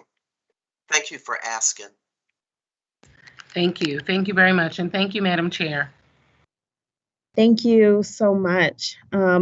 So there being no further questions from members of the committee and no other witnesses to testify, I will ask, if there is anyone else present in this hearing whose name we have failed to call and that wishes to offer testimony on the resolution being considered today? And Madam Chair, I just wanted to say for the record, so we have this on the record for Queen Judith Robinson, that we did attempt to reach out to her. We had the tech team contact her multiple times so that we could try to have her testimony for this hearing. So Queen Judith Robinson, if you're listening, if you could please submit us a testimony. Oh, I'm here. I'm here now. Excellent. There she is. Ms. Robinson, can you please state your name for the record and proceed with your testimony?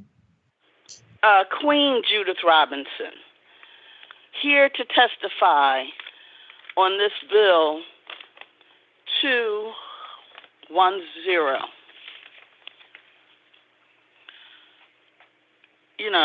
695.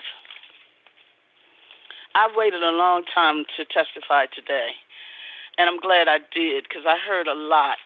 But I want to focus in on two of the testimony. Mr. Frank Breslin from the Revenue Department. And I would agree, whoever said that Vicki Riley is one of the best to represent. But he said, you do not have to be an attorney to come down to his office. And the tax delinquency is one of the major areas as to how people lose these properties that are all tangled up. I think we need to reiterate that. We need to amplify that. We need to make sure people know that they could come out of the shadows. They protect their inheritance. That's very important. And then the other testimony is the lady from VIP. And I'm a little frustrated because it takes 2 lines in a pandemic to get to speak in city council. Y'all got to do better than this, really. And I'm avid at testifying. But this here is a hot doggone mess. But I'm not going to digress. The VIP, the lady from VIP, who said this is a black people's problem. Black people. And I don't see black people in the room. I'm the last of the panel, but I should be first, okay? Let me tell you why. I'm a real estate broker with many years of experience. You all don't have the right people on the panel. You don't have the right people in the room. I could document how many tangled up titles that I have untangled over the years. Estate planning. Yeah, it's very important. But when you don't have it, in order to close a deal, we untangle titles, and guess what? We don't charge $9,500.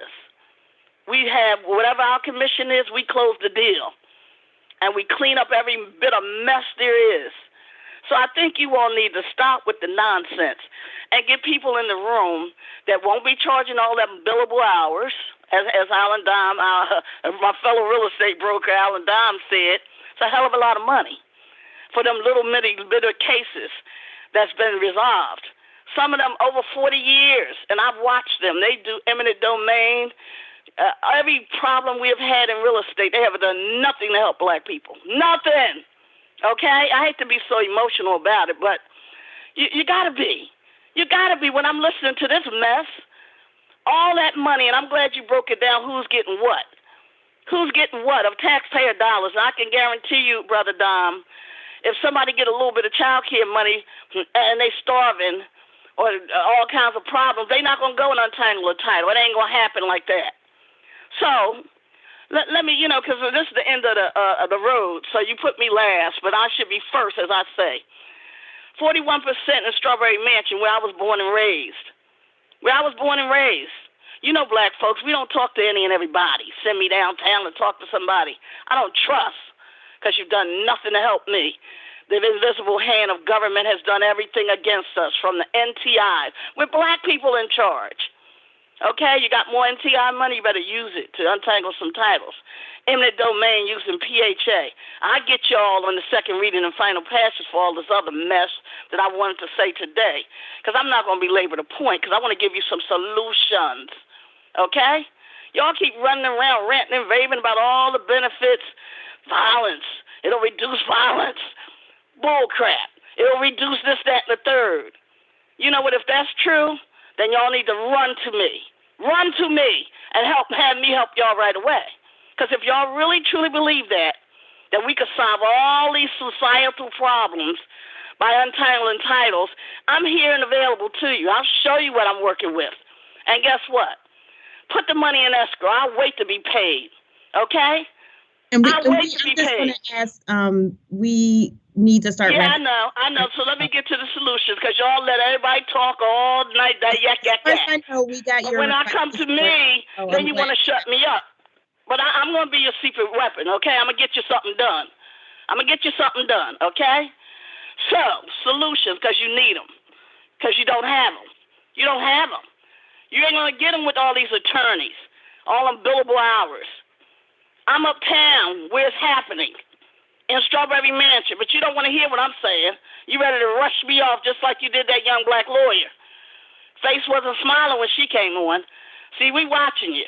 Get your minds right. What is this all about? When you don't listen to Black people, let me get you some solutions, okay? Let me get you some solutions, because that's what you need. All right, so first of all, you need to open up the process. And let some Black people like myself, who can talk to other Black people, get them to trust me, which they will, because I'm going to talk to them like a Black person would be talked to, not some legalese crap that they don't even understand.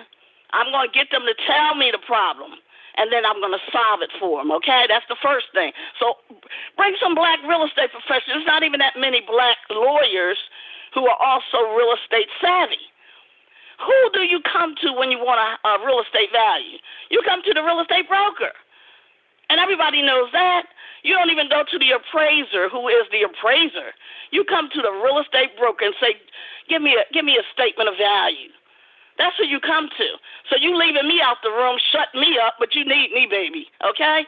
The other thing is, all of the things that you can do before somebody dies. So y'all talking to white folks downtown, this one over here and that one over there, but you're not talking to me. I don't know why not. I got solutions for you. But I'm going to put a pin in it right there, because you made me wait 2 hours. My time is just as damn valuable as any of them lawyers that you pay in billable hours, but you're not talking to your sister. I'm a grandmother uptown. All right. Thank you so much for your spirit. No, thank you too, okay? Thank you too. Y'all need to get y'all minds right. Talking to everybody but who you should talk to. Have a good day. Have a good one. Today. Madam Chair, can I just respond to that? Because I think for the record, this needs to be on the transcript.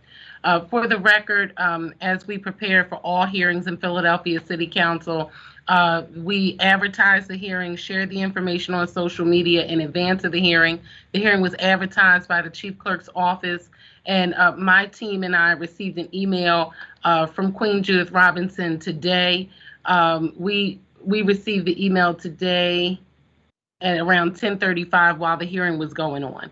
So as soon as we received the information, we did get it over to the tech team to ensure that she could be included in the hearing. And Madam Chair, I had to include that for the record so that individuals know that we are seeking to hear from all of our constituents on this very important matter. Thank you very much.